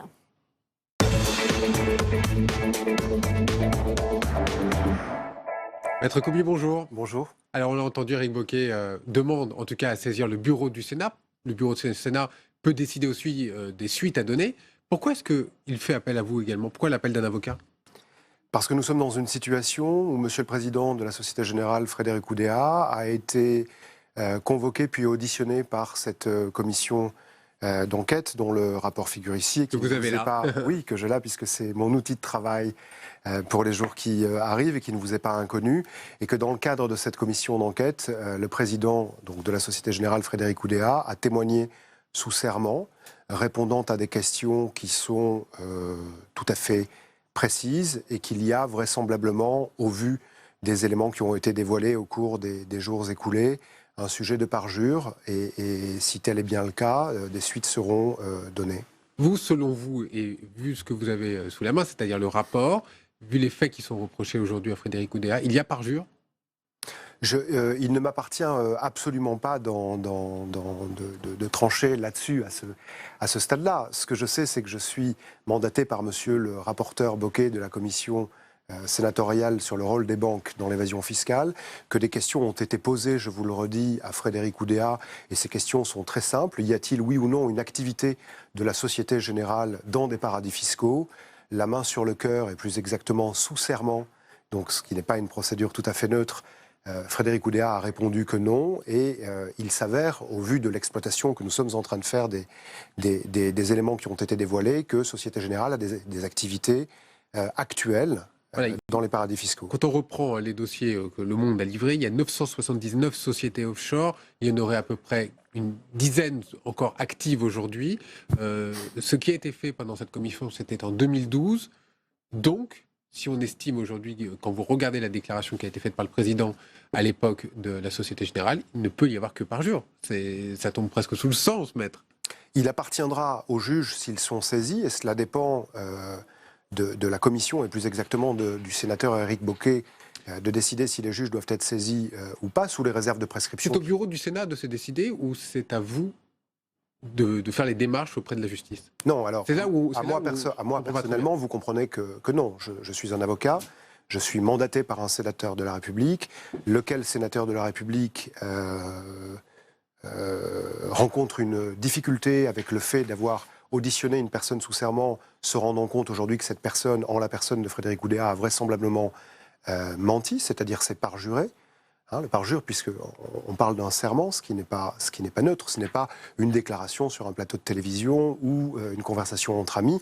Et donc, partant de là, les suites qui seront données dépendent de l'exploitation que nous sommes en train de faire des activités de la Société Générale dans les paradis fiscaux. Mais la déclaration, pour répondre clairement à votre question, est particulièrement claire. D'après le président Frédéric Oudéa, il n'y avait plus aucune activité de la Société Générale dans ces paradis fiscaux, ce que nous savons aujourd'hui être faux. Alors ensuite, il y a des sujets sur la communication de la Société Générale sur lesquels vous aurez peut-être envie que nous nous penchions quelques minutes. On va vous expliquer, et on a déjà commencé à le faire, que ça c'était avant, maintenant tout a bien changé, nous sommes en train de fermer, il y en avait beaucoup au cours des dernières années. C'est ce qu'il a dit au ministre des Finances hier. Le ministre des Finances, Michel Sapin, dit Frédéric Oudéa va me donner les pièces, on va examiner les pièces. Donc Mais alors tout va bien. Voilà. Si Frédéric Oudéa va les donner au ministre Sapin qui va les examiner, tout va bien. Vous savez, à ce stade-là, vous ne m'invitez sans doute pas par hasard, j'ai une habitude assez ancrée des sujets Société Générale depuis un certain nombre d'années.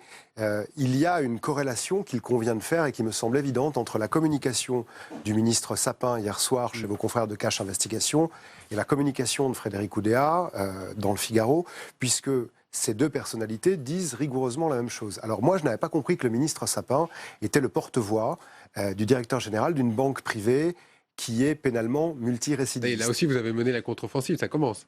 Mais ce n'est pas une question de commencer, c'est qu'entendre le ministre Sapin dire « Société Générale s'est engagée à la plus grande transparence » quand il échoua à M. Michel Sapin d'aller récupérer 2,2 milliards d'euros sur l'argent public qui ont été indûment donnés à la Société Générale dans le cadre d'autres affaires, permettez-moi de sourire un tout petit peu. Et puis, vous savez, j'ai eu l'occasion d'y travailler et d'y réfléchir aujourd'hui quelques instants. La communication de la Société Générale dans le cadre de cette énième affaire qui l'affecte n'est ni plus ni moins qu'un copier-coller des communications antérieures. C'est-à-dire, on vous dit « Oh, mais c'était il y a 20-30 ans, maintenant ce n'est plus comme ça, tout est en train de changer. » Il nous reste 30 secondes. Qu'est-ce qu'il peut risquer aujourd'hui, Frédéric Oudéa, sur le plan pénal ? Alors, sur le plan pénal, il risque 75 000 euros d'amende, ce qui est une paille pour un banquier de son niveau et à l'échelle de la Société Générale. Et ce qu'il risque, c'est ailleurs. C'est que Frédéric Oudéa est par ailleurs le président de la Fédération française des banques et il est le directeur général de la Société Générale. S'il a menti devant la représentation nationale, il faudra qu'il rende des comptes à cet égard et je crois que c'est l'objectif de monsieur le sénateur Éric Bocquet. Poussé à la démission ? Il ne m'appartient pas de répondre là-dessus. Ce que je puis vous dire à ce stade-là des recherches qui sont les nôtres, c'est que Société Générale se retrouve à nouveau dans une nasse et que les protections dont elle semble, et les mots que j'utilise sont des mots qui sont clairs, les protections dont elle semble bénéficier doivent être regardées de plus près. Merci en tout cas d'avoir accepté ce face-à-face et l'invitation de Public Sénat. Vous êtes merci à vous. Avocat David Koubi, merci beaucoup.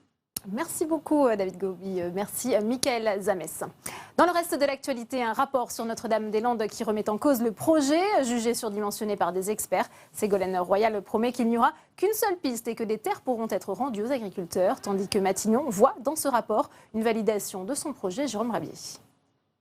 La question, c'est la suivante. Souhaitez-vous le transfert de l'aéroport tel qu'il est aujourd'hui vers Notre-Dame-des-Landes ? C'est donc à cette question que devront répondre les habitants de Loire-Atlantique le 26 juin prochain. Mais Ségolène Royal va plus loin. Si le choix de Notre-Dame-des-Landes est confirmé, il n'y aura qu'une piste et non deux comme envisagé, suivant ainsi les préconisations du rapport d'experts qui lui a été remis hier. Cet aéroport a été totalement disproportionné. Sans doute, si les choses avaient été plus raisonnables et mieux calibrées dès le départ, on n'aurait pas eu tous ces phénomènes de blocage et même de violence. Donc il faut maintenant que la raison revienne. Réaménager l'actuel aéroport ou en implanter un nouveau sur le site de Notre-Dame-des-Landes, le débat est donc relancé. Pourtant, Manuel Valls a indiqué hier que le rapport d'experts valide, selon lui, la pertinence d'un transfert de l'aéroport. Deux lectures au sein du gouvernement qui provoquent les moqueries de l'opposition. C'est l'exemple type du cafouillage qui abîme là aussi la politique. Et tout ça pourquoi ? Pour négocier l'entrée de 3 sous-verts dans 3 sous-ministères. Honnêtement, c'est pas à la hauteur des enjeux. Le président Les Républicains de la région, Bruno Retailleau, dénonce lui un déni de démocratie et considère que Ségolène Royal est l'Attila de la région Pays de la Loire. Là où elle passe, les projets ne poussent pas, précise le chef de file des sénateurs républicains. Des enjeux qui seront tranchés le 26 juin prochain dans les urnes par les habitants du département de Loire-Atlantique. Et autre temps fort de l'actualité, c'est cette proposition de l'État qui pourrait racheter les licences des taxis aux volontaires, un moyen de mettre un terme au conflit qui les oppose aux chauffeurs de VTC. Alors pour en parler, on va retrouver Tam Tranui, toujours en direct de la salle des conférences du Sénat. Vous êtes avec le socialiste Jean-Jacques Filleul qui avait travaillé sur cette question au Sénat. Oui, puisque vous aviez été le rapporteur de la proposition de loi sur les taxis et les VTC. Alors les taxis mobilisés depuis 2 jours à Toulouse ont finalement levé leur piquet de grève, mais ils maintiennent la pression sur le gouvernement. Ils demandent la fin du système VTC. Est-ce que vous comprenez leur colère et est-ce que vous comprenez leur demande ? Écoutez, bien sûr, je comprends le désarroi. Et la loi que nous avons votée n'a pas tout réglé, même si ils étaient tous favorables à ce texte. Qu'est-ce qui n'a pas fonctionné selon vous dans cette loi? C'est pas la loi qui n'a pas fonctionné. Disons qu'il y a un élément qui n'a peut-être pas été suffisamment suivi par le gouvernement, et je le regrette, c'est que peut-être qu'il n'a pas assez mis de Boers sur le terrain pour vérifier l'emplacement des VTC dans les lieux où ils n'auraient pas dû être par rapport à la loi. Mais en même temps, je crois que c'est surtout un malaise profond. On est devant une évolution sociétale, la numérisation, et puis, c'est vrai, des habitudes qui bouleversent les taxis. Alors Alain Vidalis propose la création d'un fonds de garantie pour que l'État puisse racheter les licences des taxis de ceux qui le souhaitent. Est-ce que c'est pour vous une bonne solution? Moi, j'aurais aimé dans la loi que nous puissions mettre ce type de références qui ont été reprises par Grand Guillaume, le député qui avait été chargé d'une mission, oui, je crois.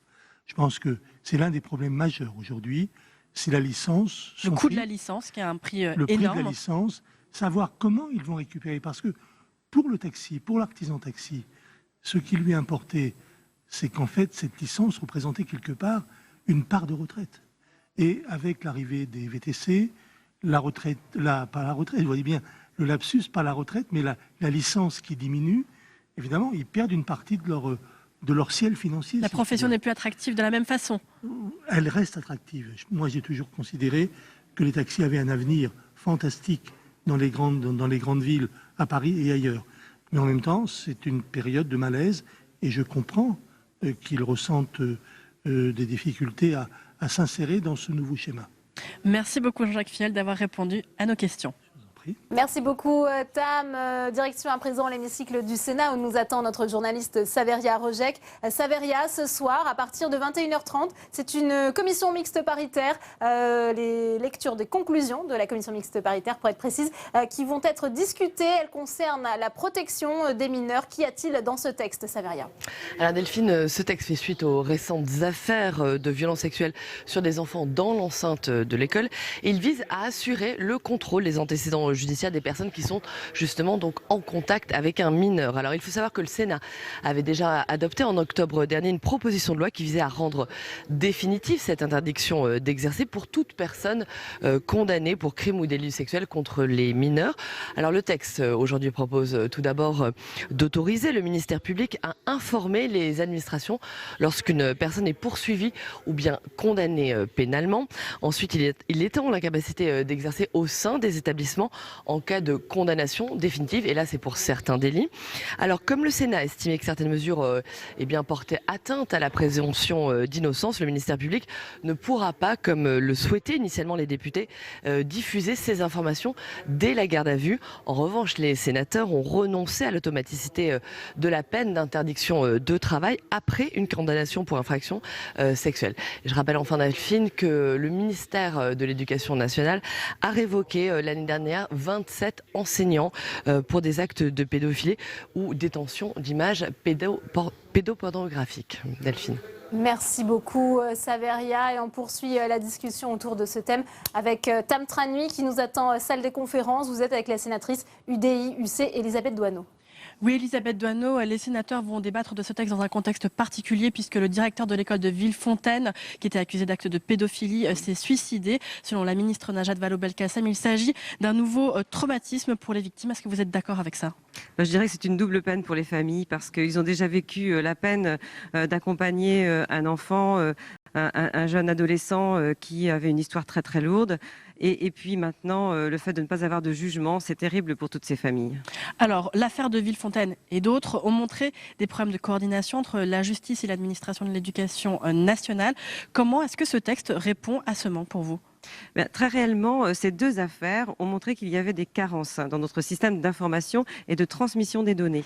Donc du coup, le Parlement a travaillé sur ces défaillances. Condamné déjà mais une première tout fois. à fait. On savait aussi qu'il avait des images pédopornographiques sur son ordinateur. C'est exactement ça. Et donc du coup, le Parlement a réfléchi comment répondre à cette difficulté qui montre bien que il y a une certaine imperméabilité entre nos institutions et notamment entre l'autorité judiciaire et l'éducation nationale.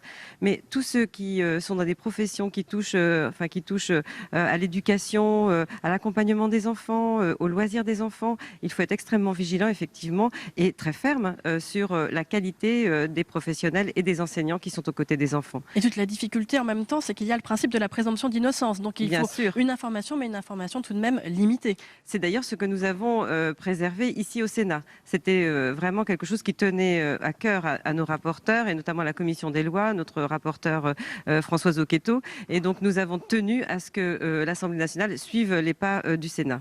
Alors ce texte a eu un long parcours législatif. D'abord, il y avait eu, après l'annonce de ces événements, des mesures qui avaient été inscrites dans un texte d'adaptation du droit de l'Union européenne, retoqué par le Conseil constitutionnel, une proposition de loi de la droite, et enfin ce texte. Est-ce que c'est bien normal que on se soit disputé la paternité de ce sujet entre la droite et la gauche ? C'est sans doute très dommage, mais je pense qu'aujourd'hui, ce qu'il faut, c'est que le texte soit adopté le plus rapidement possible et surtout qu'on en vienne à regarder très sincèrement comment les choses vont se passer sur le terrain. Parce que c'est bien beau de faire une loi, mais maintenant, il faut donner les moyens aussi à la justice, les moyens à l'éducation nationale de faire un retour en arrière sur effectivement toutes ces personnes qui travaillent auprès des jeunes. Parce qu'il faut regarder si justement dans nos enseignants, il n'y a pas des histoires anciennes qui pourraient remonter et donc du coup appliquer le texte désormais. Donc la droite adoptera sans difficulté ce projet de loi. Mais effectivement, on l'adoptera à l'unanimité. Merci beaucoup Elisabeth Doineau d'avoir répondu à nos questions. Merci beaucoup Tam. Au Sénat, une table ronde était organisée par la mission d'information sur l'organisation, la place et le financement de l'islam. Table ronde avec des responsables du culte des principales religions en France. Les meilleurs extraits préparés aujourd'hui par Jason Bills.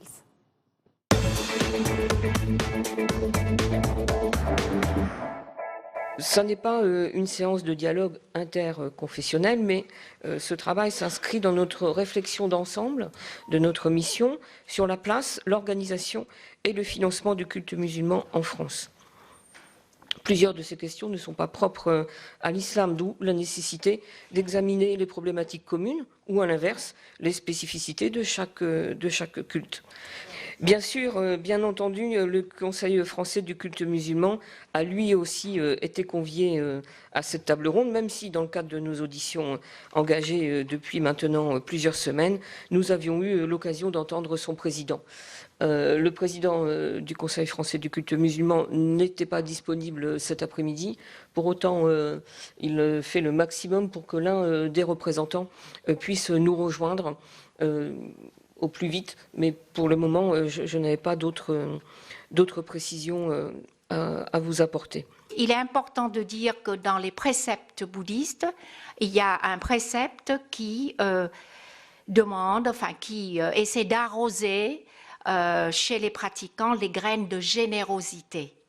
Donc, ce qui explique que des fois, peut-être par un peu plus d'adoration, les gens préfèrent manger moins pour donner des offrandes aux moines ou pour les feuilles d'or. Mais les feuilles d'or, je ne crois pas que ça existe en France, dans la communauté asiatique. Dans les années 90, nous commençons à avoir des pagodes beaucoup plus colossales. Alors, je peux vous citer la grande pagode de Évry, qui se trouve dans l'Essonne et qui couvre 4000 mètres carrés et qui a un Bouddha de 4 mètres de haut et 5 tonnes de poids. Et c'est quelque chose qui vraiment impressionne. Mais c'est vraiment une épreuve pour la communauté vietnamienne en particulier, parce que cette pagode a commencé en 1995 avec disons un plan de l'ordre de 1,5 à 2 millions d'euros. Et puis après, 95, et nous sommes en 2015. Donc 2000, 20 ans après, la pagode n'est pas encore terminée. et le montant est multiplié par 7, même par 8. Il y a donc une seule association diocésaine, grosso modo par département, hormis les diocèses concordataires. Il faut savoir que les comptes des paroisses sont consolidés au niveau de chaque diocèse et que dépassant le seuil de 153 000 € de dons, ces associations sont astreintes depuis 2003 à une publication de leurs comptes et à la nomination d'un commissaire aux comptes.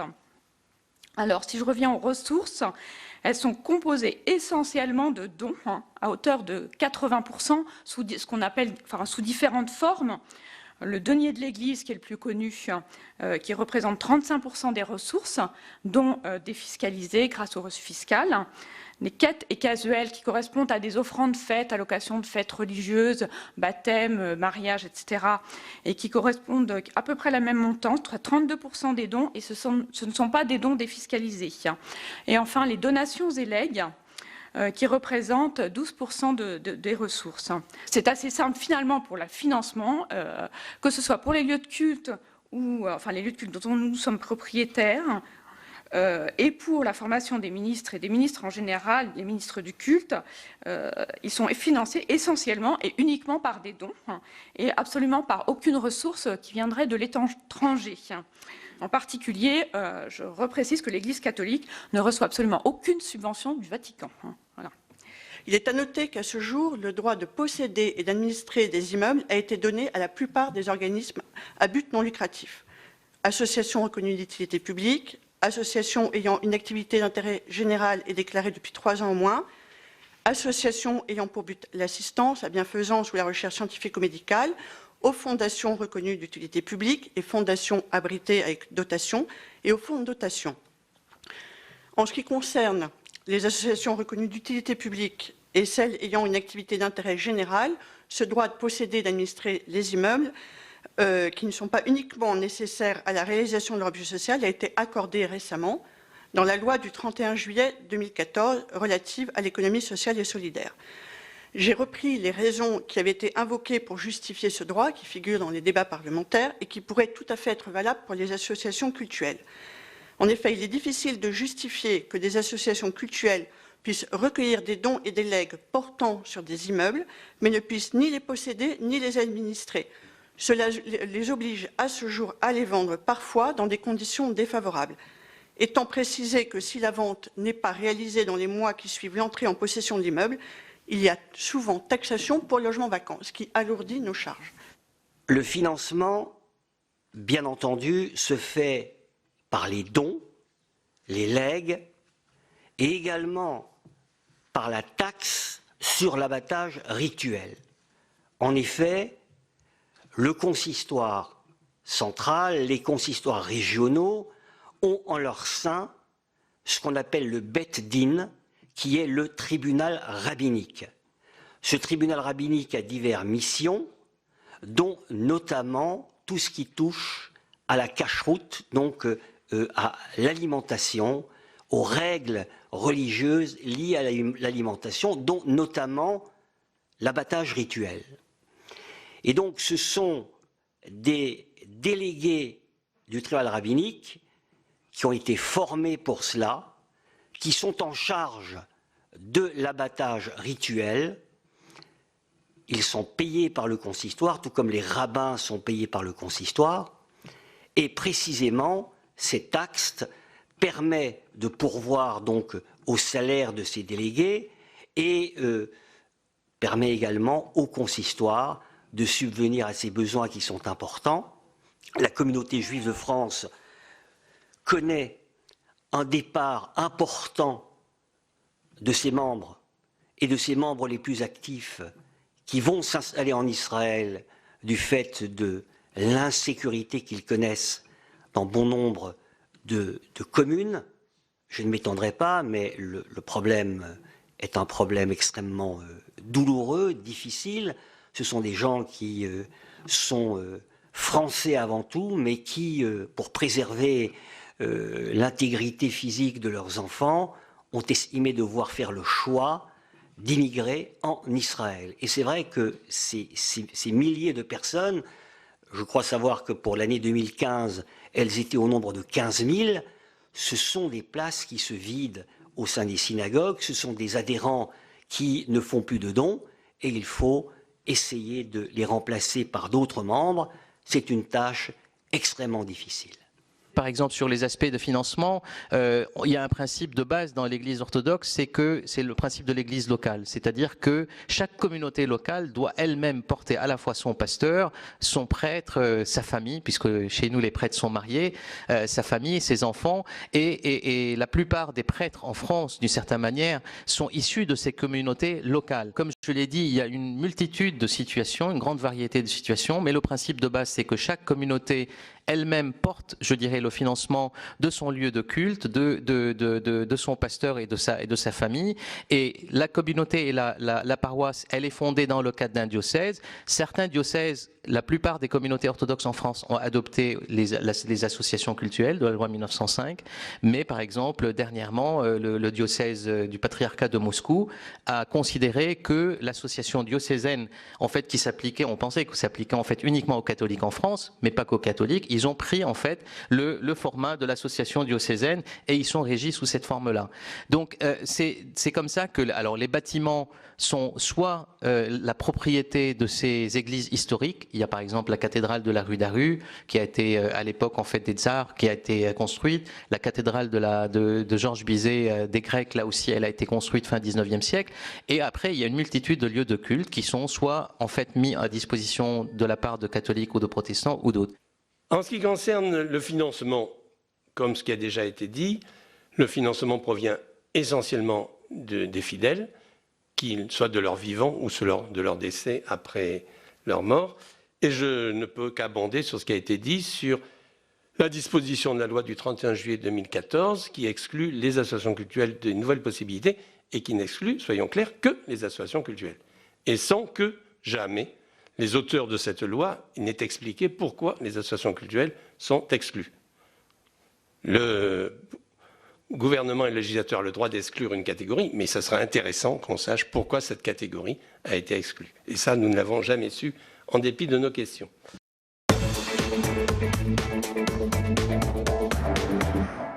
18h passées d'une minute, toujours en direct sur Public Sénat. Voici le rappel des titres.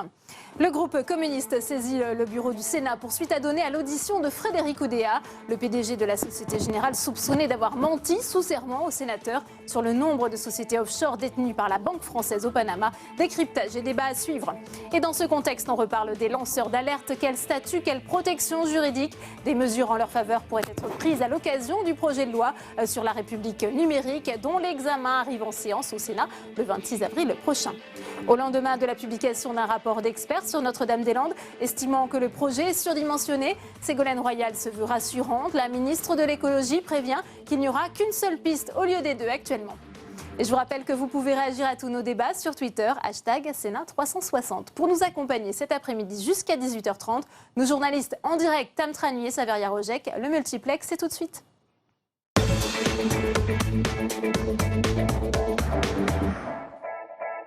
Et on commence ce multiplex avec Tam Tranui qui nous attend en direct de la salle des conférences du Sénat. Tam, vous êtes avec le sénateur Les Républicains Hugues Portelli qui se réjouit de l'adoption par l'Assemblée nationale d'une mesure votée il y a longtemps par le Sénat sur les sondages. De quoi parle-t-on, Tam? Oui, effectivement, hier l'Assemblée nationale a définitivement adopté la réforme des parrainages et du temps de parole. Et puis, dans ce cadre, un amendement reprenant votre proposition de loi de 2011 a été adopté. Alors, de quoi s'agissait-il? Bien, écoutez, c'était à l'époque, à la suite d'un rapport qui avait été fait pour une mission d'enquête sur les sondages, et que Jean-Pierre Sueur et moi-même avions conduit. Et puis, dans la foulée de ce rapport, nous avions élaboré une proposition de loi. Et cette proposition de loi avait deux volets.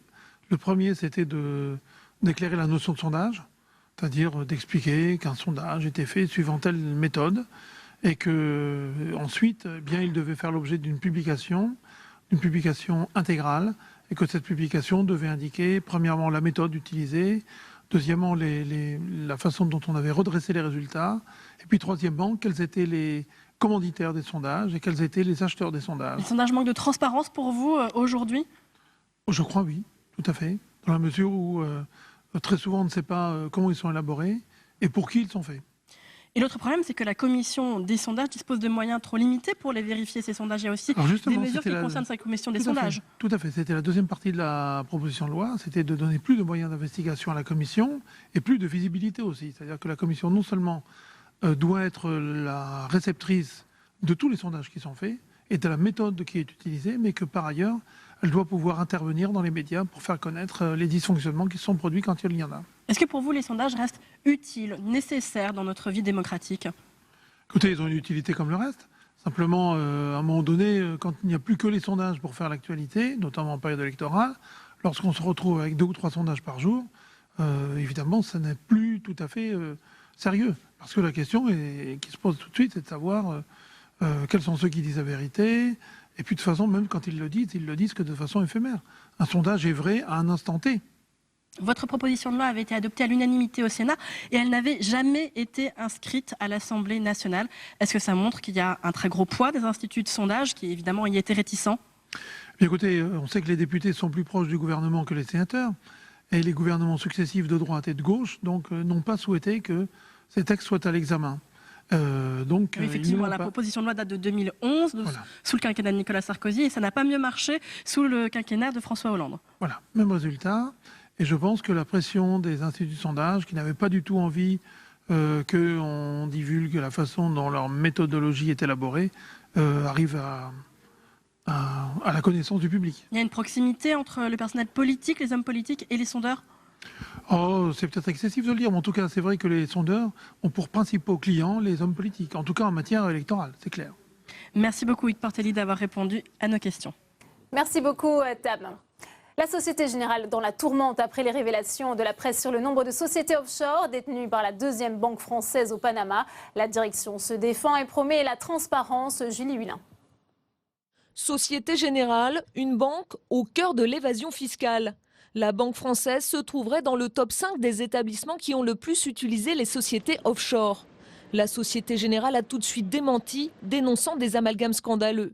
À ce jour, le nombre de structures actives créées par l'intermédiaire du cabinet Mossack Fonseca pour les clients est de l'ordre de quelques dizaines. Ces sociétés sont gérées comme des structures totalement transparentes. La Société Générale qui évoque également une politique proactive en matière de lutte contre la fraude et l'évasion fiscale. Des démentis qui ne leur auront pas permis d'échapper à une convocation à Bercy quelques heures plus tard. Un face-à-face hier soir entre Michel Sapin et le PDG de la Société Générale, Frédéric Oudéa. Je l'ai vu hier, ma demande, et je lui ai dit que je souhaitais que tout soit mis sur la table. Ce qui m'importe, au-delà de l'histoire, c'est qu'est-ce qui se passe au cours de ces dernières années.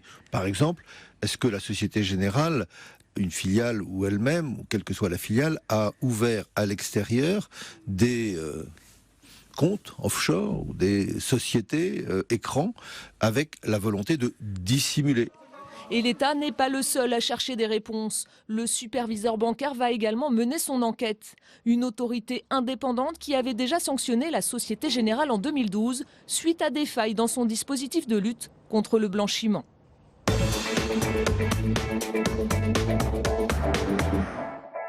Et on ouvre le second débat de Sénat 360 consacré ce soir au rôle des banques dans l'évasion fiscale avec mes invités sur ce plateau. Michel André, bonsoir. Bonsoir. Vous êtes président de la Commission des finances ici au Sénat, sénatrice socialiste du Puy-de-Dôme. Merci d'être avec nous. Philippe Dominati est également sur ce plateau. Bonsoir. Vous êtes sénateur Les Républicains de Paris, membre également de la Commission des finances. Éric Bocquet, bonsoir. Sénateur communiste du Nord, vous êtes membre de la Commission des finances. Vous étiez le rapporteur de 2 commissions d'enquête au Sénat. On en a beaucoup parlé sur l'évasion fiscale et vous avez, lors d'un rappel au règlement, saisi le bureau du Sénat sur l'audition de Frédéric Oudéa. On va en parler bien entendu dans un instant. Avec nous également sur ce plateau, maître Mathieu Le Tacon, bonsoir. Vous êtes associé du cabinet Delsol Avocat, co-responsable du département droit fiscal. Première question pour vous, Éric Bocquet. On a entendu saisine du bureau du Sénat. Vous avez également pris un avocat. Vous pensez qu'il y a eu peut-être un faux témoignage de la part de Frédéric Oudéa devant les sénateurs. C'était en 2012. Il avait été auditionné sous serment.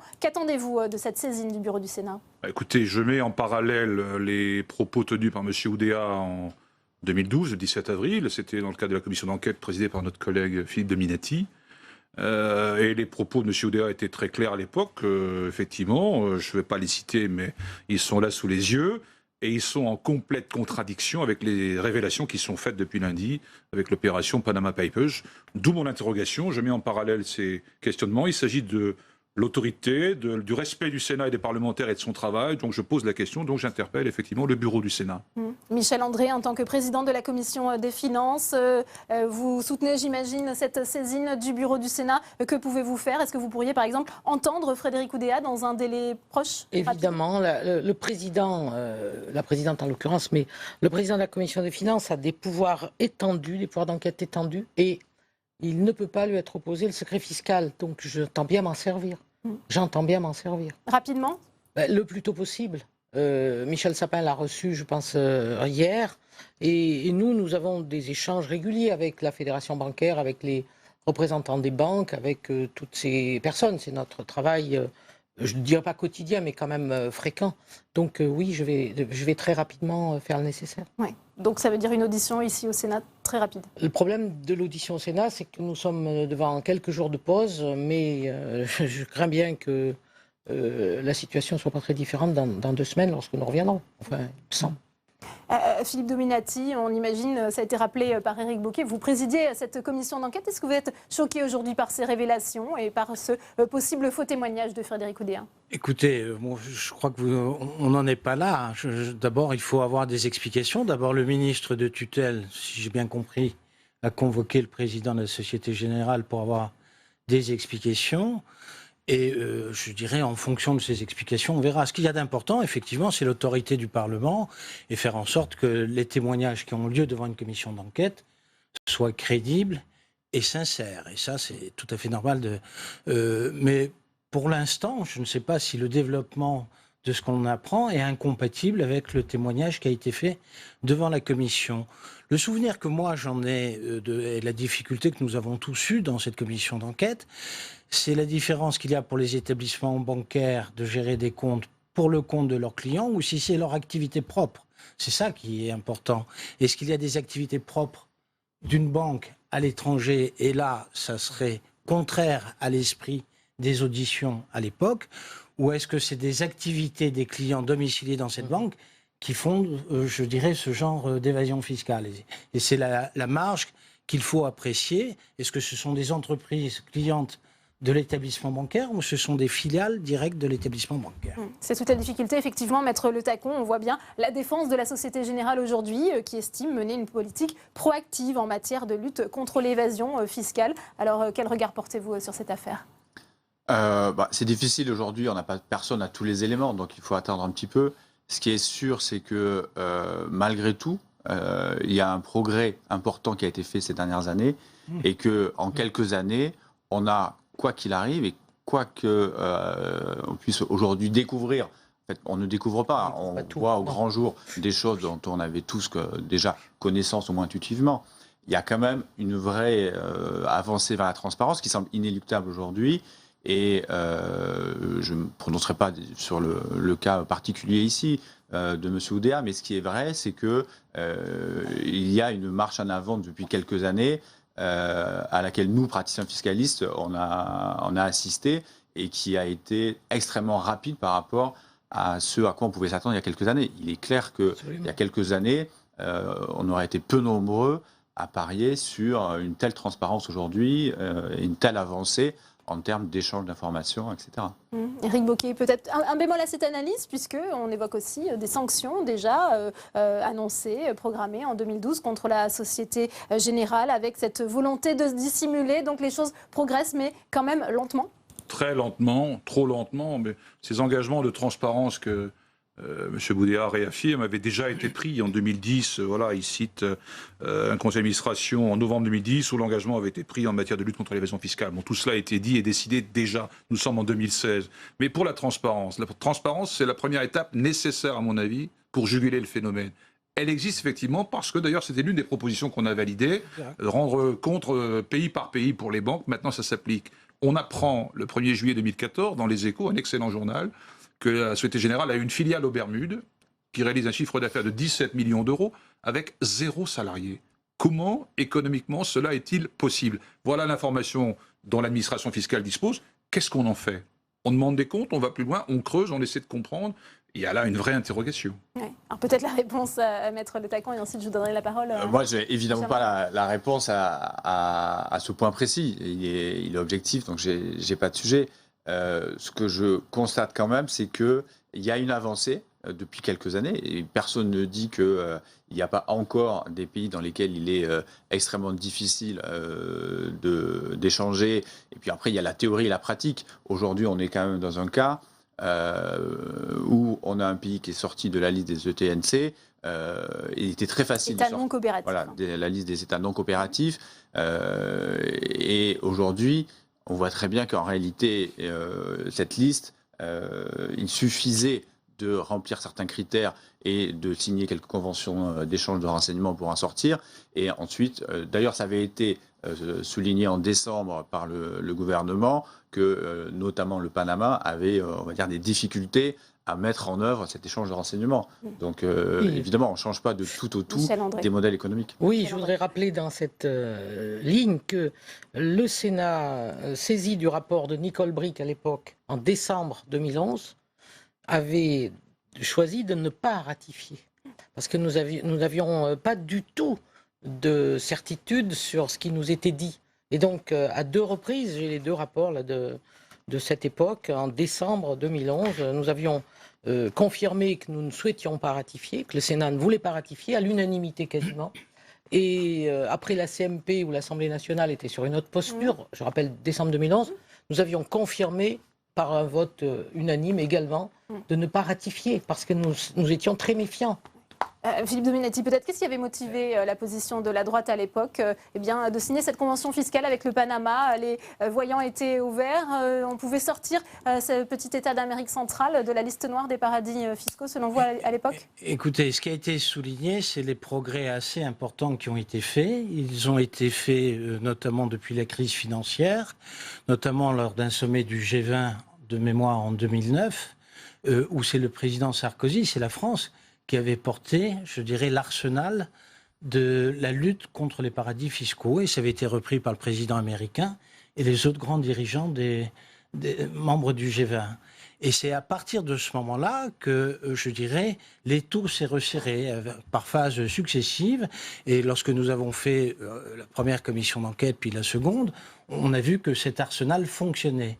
Pour que cet arsenal fonctionne, il fallait commencer par procéder par un échange automatique d'informations. C'était, je dirais, la première phase, pour simplifier. On considérait qu'il y avait un délai, et donc c'est pour cela que les administrations des différents pays ont, dans un premier temps, réduit cette liste des points noirs, je dirais, sur la planète, ou des paradis fiscaux, en fonction de leur volonté de coopérer ou pas coopérer. Donc il fallait introduire un délai. C'est ce qui a été fait, et je dirais c'était une question de moment, et le rapport qui avait été évoqué à cette époque sur la Convention, il y avait eu unanimité pour dire, là on considère que ça ne fonctionne pas bien. Donc, je crois qu'il faut rajouter qu'il y a quelques jours, Pascal Saint-Amand, qui a fait un boulot remarquable à l'OCDE, on le voit tous, était devant notre commission et il nous avait fait savoir combien il était inquiet de ce qui se passait là-bas, au Panama, puisqu'il rentrait d'une mission d'enquête dont il n'avait pas tout épluché, mais qui montrait qu'il y avait une alerte sur Panama, c'est clair. Maître Le Tacon, comment ça se passe concrètement? On a pu voir hier dans le reportage de Cache Investigation la facilité finalement de créer sa propre société offshore. Est-ce qu'aujourd'hui vous diriez que certains clients français sont incités dans un premier temps à l'optimisation fiscale qui peut basculer finalement vers de la fraude fiscale? Alors là, évidemment, on rentre dans un sujet qui est extrêmement compliqué, c'est de savoir à partir de quand on passe de l'évasion, enfin de l'optimisation fiscale à l'évasion fiscale. Personne ne sait. Moi-même, j'arrive à me mélanger les pinceaux, la ligne de démarcation. Ce qui est vrai aujourd'hui, c'est que la dématérialisation, qui est un principe depuis des années, rend extrêmement facile. Il suffit de quelques clics pour pouvoir créer une société à l'autre bout du monde. D'un point de vue technique, ça ne pose aucune difficulté. Et donc, avoir une société offshore en soi, ce n'est pas un problème. Ce qui pose un problème, c'est la pratique que l'on fait d'une société offshore. Puisque on peut avoir une société offshore dans un pays sans être en contradiction avec des dispositions fiscales, qu'elles soient françaises ou internationales, ou avec des dispositions de droit commercial ou autre, puisqu'il peut y avoir quantité de mauvaises raisons, et pas que fiscales, de créer une société offshore. Mais on peut aussi, il ne faut pas l'oublier, avoir des bonnes raisons de constituer une société offshore, c'est-à-dire une société dans laquelle, au moins au départ, il n'y a pas d'activité opérationnelle, mais qui peut servir de tête de pont pour créer une activité opérationnelle ou pour développer de nouveaux marchés, etc. Donc il ne faut pas jeter aux oubliettes et aux orties toutes les sociétés offshore. Éric Bocquet, est-ce que vous diriez que les banques incitent justement, ont un rôle déterminant, est-ce qu'elles poussent aujourd'hui à l'évasion fiscale ? Écoutez, moi j'ai tendance à le penser, malheureusement, contrairement aux propos qui ont été tenus ici.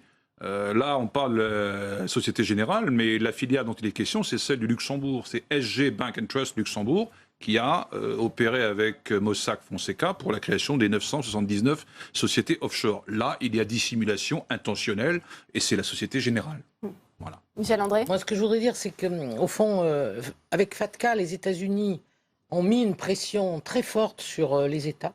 Ils ont permis, au niveau de l'Union européenne, d'arriver à entrer sur des pays très voisins, dont nous savons bien qu'ils ont des pratiques qui ne sont pas tout à fait les mêmes que nous. Et donc, de ce côté-là, lorsque nous sommes rentrés dans le dispositif FATCA il y a déjà 2 ans et demi, nous avons pu voir que ça obligeait les Suisses, ça obligeait les Luxembourgeois. On pourrait parler des Pays-Bas également, d'Irlande, on pourrait dire tout cela facilement. C'est un grand service, mais il y a encore beaucoup de travail à faire. Mais cette affaire-là, elle met sur la place publique que c'est possible. Elle met aussi sur la place publique que les lanceurs d'alerte ont besoin de protection, ce que Michel Sapin a décidé de mettre dans sa loi qui va nous arriver, de façon à ce que ces personnes ne se sentent pas après abandonnées, oubliées par tous. Parce qu'elles ont eu à un moment l'honnêteté d'aller dire des choses dangereuses, au fond. Quelle est la part, selon vous, Philippe Dominati, de responsabilité des banques françaises aujourd'hui dans ces scandales Panama Papers qui nous sont révélés? S'il y a une responsabilité, il faut qu'elle soit sanctionnée. Mais encore une fois, on a parlé d'optimisation ou d'évasion fiscale. L'évasion fiscale, elle doit être sanctionnée et c'est de la fraude. L'optimisation, c'est de la concurrence. Et donc, il faut que les banques françaises soient à l'unisson des banques européennes et des autres banques des pays occidentaux, là où, effectivement, toutes les sociétés françaises et internationales, je dirais, ont pratiqué ou pratiquent selon l'objet, parfois des localisation plus attrayante fiscalement pour les intérêts des sociétés françaises, et je pense même à des sociétés contrôlées ou en tout cas dont l'État est actionnaire, qui n'hésitent pas, par exemple, à profiter de la fiscalité réservée aux holdings. C'est une sorte de justification, ce que vous êtes en train de dire, Philippe Dominati, ça justifie C'est pas une justification, c'est la différence qu'il faut faire entre la concurrence et l'optimisation, et donc ça c'est lié à un niveau de pression fiscale et la fraude qui doit être condamnée et combattue, et c'est l'évasion fiscale. Et sur la fraude, effectivement, ce qui a lieu est une très bonne chose, parce qu'on s'aperçoit qu'en réalité, il n'y a presque plus d'espace. De petit à petit, vous avez parlé des pays européens il y a quelques années. On n'aurait pas imaginé ça. On n'aurait pas imaginé qu'en Suisse, au Luxembourg, etc., je dirais une certaine régulation s'est faite et normalisation. Maintenant, ça se fait dans des pays comme le Panama. Demain, ça sera dans certainement quelques provinces asiatiques. Et finalement, il y aura très peu d'endroits sur la planète où l'on pourra faire de la fraude fiscale. Maître Le Tacon, c'est vrai que cette harmonisation du droit fiscal au niveau européen, ça serait peut-être une des solutions pour justement éviter ces difficultés d'optimisation fiscale et d'évasion. Non, là, on parle du Panama, donc on n'est pas encore en si Union déjà européenne, en Europe, mais c'était le cas. Bien entendu, le sujet plus largement, c'est celui de la compétition fiscale que se livrent les différents pays concernés, donc c'est tous les pays du globe en réalité. Mais vous avez raison de rappeler que au sein même de l'Union européenne, évidemment, l'absence d'harmonisation fiscale fait que nous, fiscalistes, on passe notre temps à chercher le moyen d'optimiser la fiscalité de nos clients. C'est évident, bien sûr. Oui, mais il y a un gros travail qui se fait. Moi, j'ai eu l'occasion récemment à Bruxelles de rencontrer Alain Lamassoure, le Parlement européen, qui travaille sur ces sujets, qui apporte beaucoup dans le débat. Donc, nous avons besoin de mettre en œuvre toutes nos forces sur ce sujet. Et je pense qu'aujourd'hui, au niveau du Parlement français, oui, nous sommes en route pour cela. Mais on nous aurait dit il y a 5 ans qu'on aurait fait ce chemin. Je ne suis pas certaine qu'on l'aurait cru L'OCDE et le G20 a mis une pression. Alors après, vous savez, quand on a trouvé une solution à ça, il y a d'autres choses qui se passent. Il faudra regarder tout ça de près. Ouais. Éric Bocquet, sur ce que disait Philippe Dominati, c'est peut-être aussi parce qu'il y a trop de pression fiscale en France, ça peut justifier selon vous L'éternel justement ces couplet, problèmes, oui. notre société n'est pas non plus celle du Panama. Voilà, il y a des routes, des hôpitaux, une éducation. Moi, mon fils habite la Californie, il a payé 15 000 € pour inscrire sa gamine dans une école à la rentrée prochaine, âgée de 4 ans. Voilà, il était venu dans mon village et il aurait été accueilli gratuitement. C'est pour l'anecdote. Mais voilà ce que ça veut dire. L'impôt a du sens. C'est pour construire un monde civilisé. Alors la concurrence, aujourd'hui, elle est à l'œuvre. Dans cette Union européenne, c'est la catastrophe. Les Britanniques viennent de baisser leur impôt société à 20%, ils l'annoncent à 17% en 2020. Tout ça au nez à la barre de ses partenaires européens. Il y a un problème. Le Luxembourg, avec les rescrits fiscaux accordés aux grands groupes, qui fait qu'un groupe comme McDonald's aujourd'hui paie 1,46% d'impôts dans l'Union européenne. Écoutez, il y a un problème là. Jusqu'où peut aller la concurrence? Jusqu'à 0%. On est allé à Jersey c'est 0%. Si c'est ça qu'on veut, il faut le dire. Et ça va faire peur aux gens. Quelle réponse? On peut aussi constater que les grandes sociétés françaises ces dernières années qui ont fait des fusions avec d'autres partenaires européens ont toutes quitté pratiquement le territoire national pour se situer en Suisse, au Luxembourg, en Hollande, et que donc ça pose quand même un problème effectivement d'optimisation fiscale. Moi, je ne justifie pas du tout le Panama, entendons-nous bien. Je trouve que c'est une très bonne chose qui se passe et que ça réduit les champs où il y a de la fraude. Par contre, je ne veux pas mêler la compétitivité, encore une fois, et la nécessaire compétitivité de nos entreprises à l'international avec la fraude. Ce n'est pas pour moi la même chose. Voilà. Et j'observe que dès qu'il y a eu une fusion, toutes ces dernières années, vous pouvez, je crois qu'il y a entre 5 et 7 sociétés qui ont fait des accords internationaux dans le CAC 40 à la Bourse de Paris. Elles ont toutes quitté le territoire national. Donc il y a quand même un problème, et pas pour aller dans des paradis exotiques, pour aller à quelques centaines de kilomètres de nos frontières, que ce soit la Suisse, que ce soit le Luxembourg, que ce soit la Hollande. Et parfois, encore une fois, l'État français est actionnaire, je le rappelle. Donc il y a quand même un petit problème quelque part. Ouais. Maître Le Tacon, quelles sont vous les affaires que vous traitez dans votre cabinet, justement, quand des clients viennent vous voir? Est-ce qu'il y a cette difficulté, on le disait, d'harmonisation des règles fiscales au niveau européen? C'est un sujet auquel on est confronté tous les jours, c'est-à-dire que tous les jours, on nous dit voilà comment j'exerce mon activité. Est-ce qu'il y a un moyen d'optimiser ma fiscalité tout en restant dans l'égalité? Est-ce que je peux créer une holding au Luxembourg? Est-ce que je peux créer une holding à Londres, etc. Qu'est-ce que ça changerait? Quelles seraient les contraintes, etc. Donc oui, on est confronté à ça en permanence, c'est évident. Est-ce que vous pensez que la législation française doit évoluer sur la question? C'est l'européenne qui doit bouger tout entière, c'est clair. Évidemment, il y a des sujets d'harmonisation. Il est clair que quand on a les variations de taux d'impôt sur les sociétés que vous évoquez, même si le taux facialement ne veut pas forcément dire grand-chose, puisque il faut voir après ce qu'on peut déduire comme charge. Enfin, tout ça est évidemment très complexe et très technique. Mais oui, l'harmonisation fiscale, la question se pose. Elle se pose tous les jours. Et à un moment donné, il faudra qu'on avance là-dessus. Parce qu'on aura besoin aussi d'être fort par rapport à d'autres blocs, les Américains en premier. On parlait de FATCA et de l'efficacité de FATCA. Il ne faut pas oublier qu'il y a des arrière-pensées derrière tout ça et que les États-Unis ne sont pas forcément les meilleurs donneurs de leçons en termes de lutte contre les paradis fiscaux non plus. Donc, harmonisation, mais à ne pas confondre surtout avec dumping fiscal. C'est un peu ça qui se passe aujourd'hui. Et ça se fait au détriment des États et des besoins des peuples. Oui, absolument. On arrive bientôt au terme de ce débat, Éric Bocquet. Est-ce que vous attendez des sanctions contre la Société Générale? On sait qu'il y a eu d'autres leaks et puis que finalement, quelques années plus tard, on a le sentiment que la situation n'évolue pas et qu'on reste un peu impuissant face à l'ampleur de ce phénomène. Moi, j'attends et j'espère que le Sénat se fera respecter dans cette affaire parce que on est bafoué. Voilà, il y a des questions qui se posent. J'espère qu'il y aura des réponses. Après, pour les suites, il faudra les envisager s'il y a lieu de les envisager.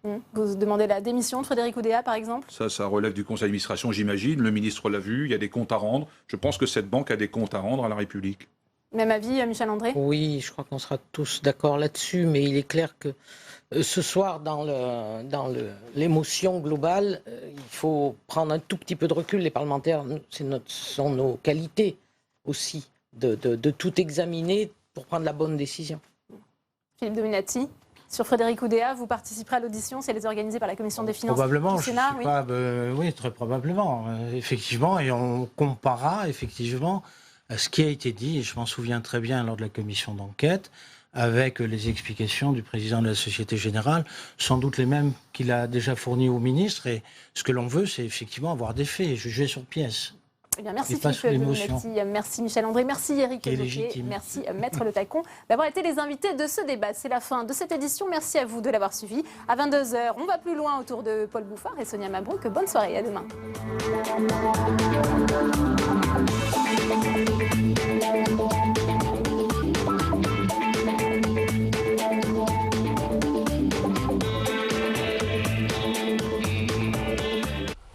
Continuez à réagir sur les réseaux sociaux avec le hashtag Sénat360.